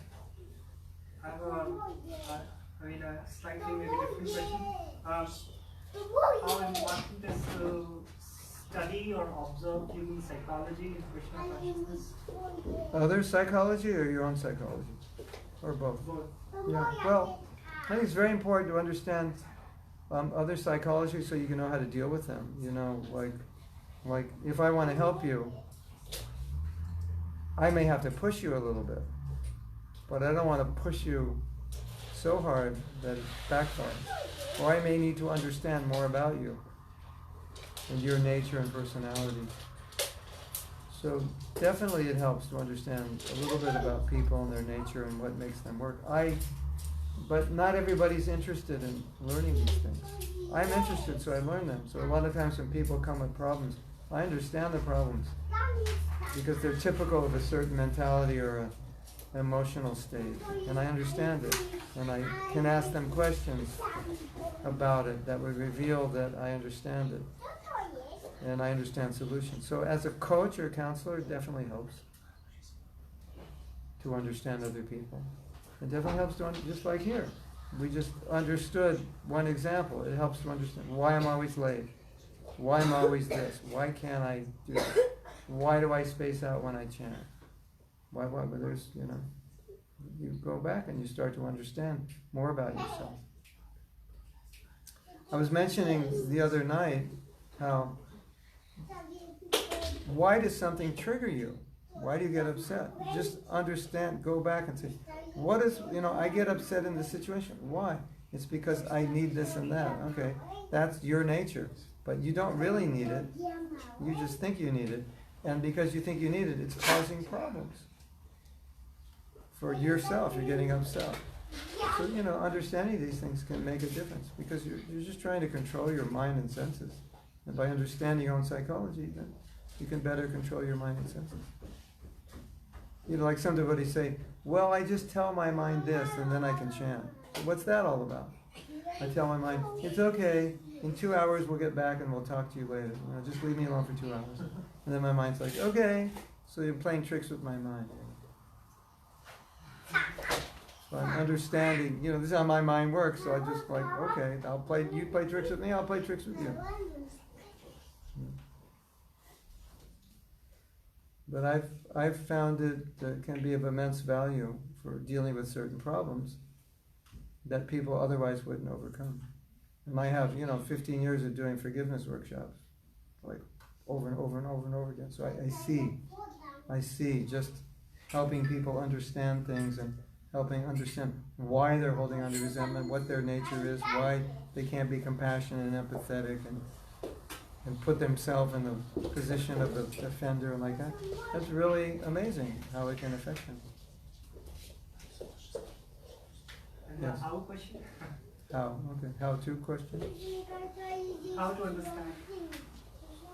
How to understand another person? Some of us are endowed with that. Just Krishna gave us the Shakti. And some will have to study a little more about human nature, psychology. If you're inclined and if you have, ability. If you don't, you may be just do something else. Or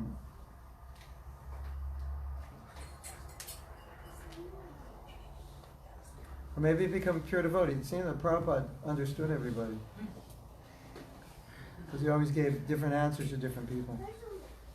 It can also come from experience, growing, getting older. I see a lot of, just when I hear people say, like tell me their problem, and just how they're explaining it, I can kind of see how they're thinking. Then I can ask questions to verify that. And then I can help them. Say, no, say this. No, it wasn't his fault. It's because you were thinking this way, you perceived it this way. And I thought, I never thought of that. Yeah, well, if you were more self-aware, you would have thought of it. So, sometimes through language you understand the problem. Like I was saying, if you tell me, I have this problem, and everybody knows that an Indian in another country can't do this, I would say, that's just your belief. Because you said everybody knows. That's a dead giveaway. That's conditioned belief. And you want to verify it everywhere you go. And as you verify it, the belief gets stronger. So you have to see these things. Empathy also. Feeling people. That's important. Just look at their face. Think, something's wrong, I can tell. How did you know? I just see it in your face. You weren't satisfied. I said something and I could see it upset you.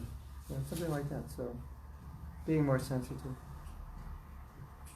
I think also it's like the more we desire to help people, the more Krishna gives us insight into what people need. That's also there.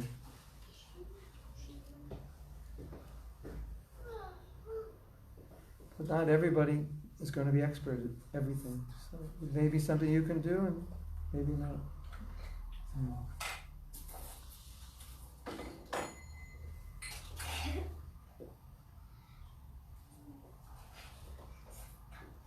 Understanding human nature, understanding how the mind works, understanding how we achieve things, become successful. All this, understanding for yourself, will then help you understand how to help other people. Krishna.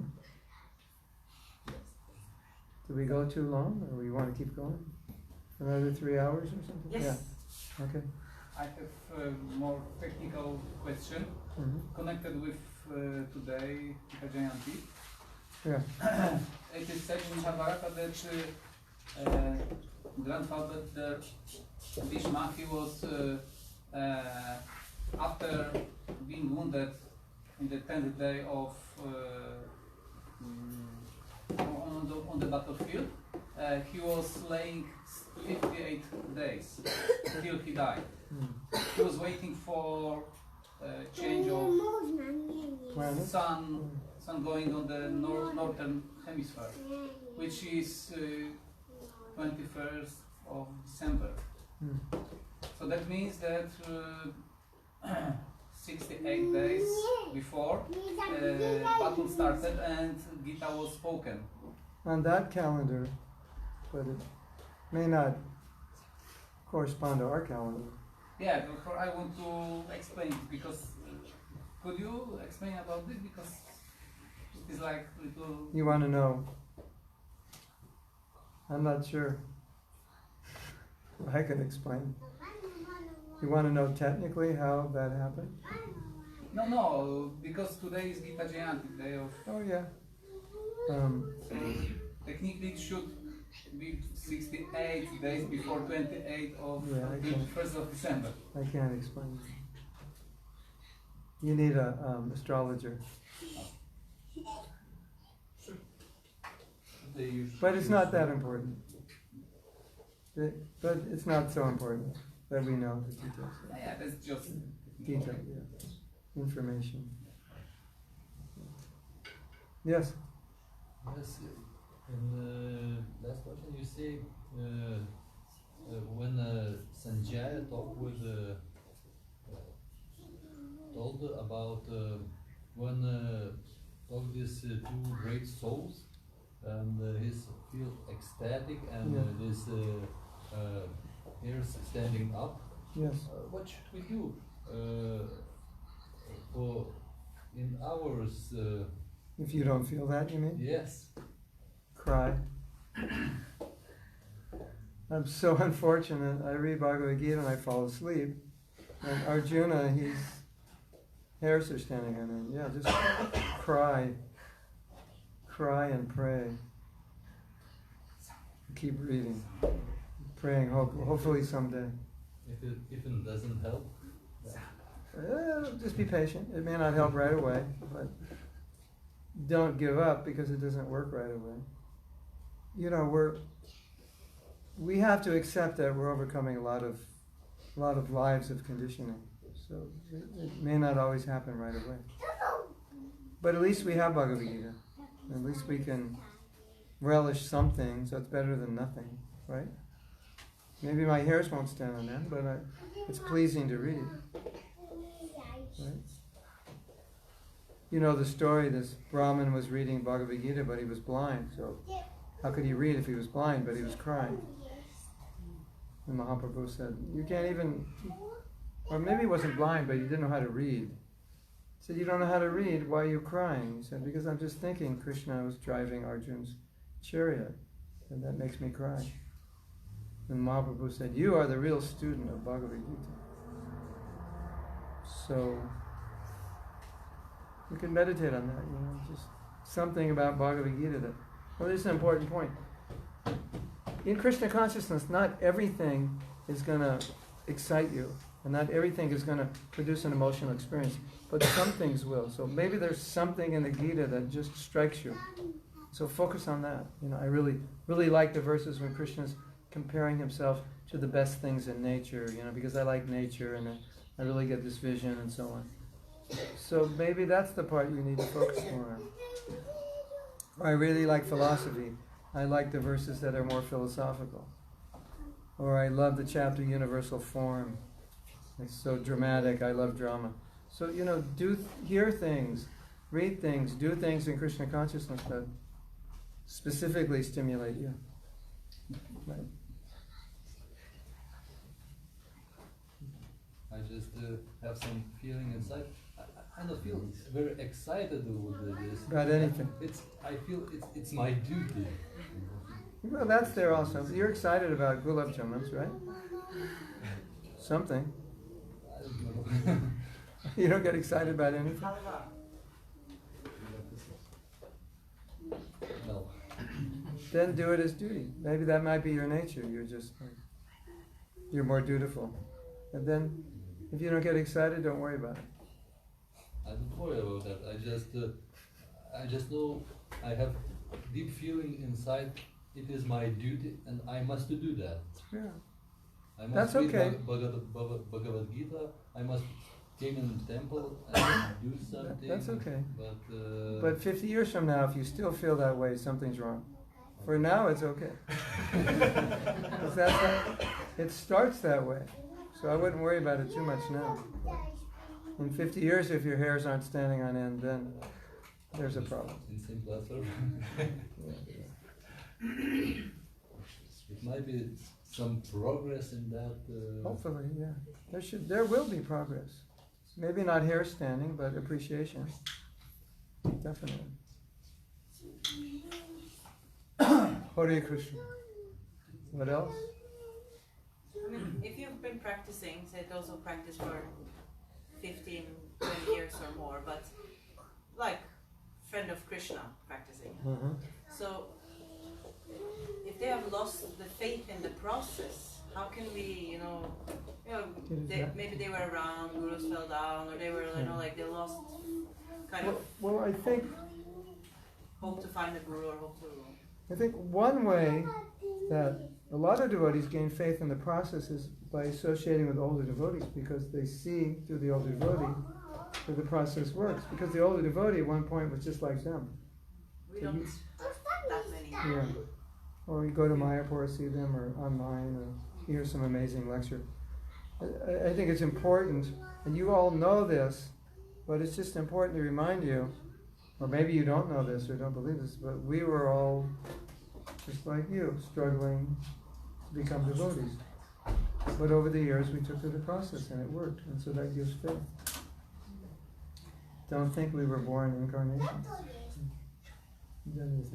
Oh, that's Mahatma Prabhu, he's an incarnation. He's a Prabhupada disciple. He met Prabhupada. He was only 19. That means he's an incarnation. I can't do that. No, we were like you, just doing stupid things.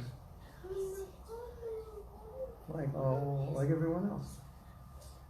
So that should give faith in this work. As you're around the senior devotees, you see them Krishna conscious. So even though you've had difficulty. The other thing I would say to people like that, I'd say, it's not about the organization, it's about your spiritual life and your connection with Krishna.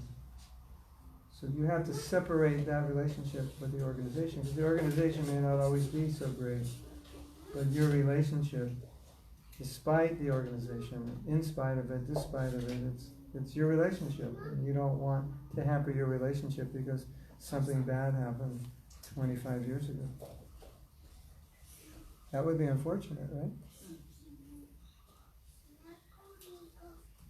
Or there are no pure devotees in ISKCON, so I just decided I'd go to hell, because what else is there to do? That's a bad decision. Just, get drunk, and there's no pure devotees, so the only conclusion is just get drunk every weekend. Barbecue meat, of course, that would be stupid. So we don't want to let those situations affect us. Right? Does that make sense?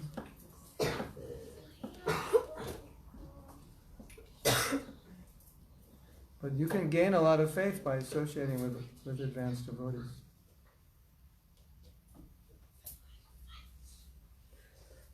Because they have a lot of faith. And that will wear off on you. Right?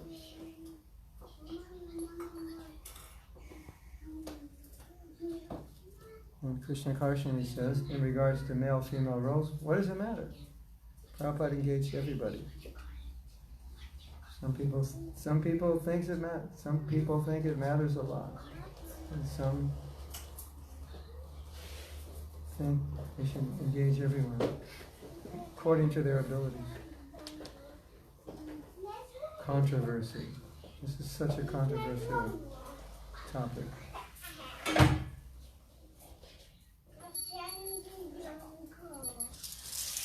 Jai Jagannath.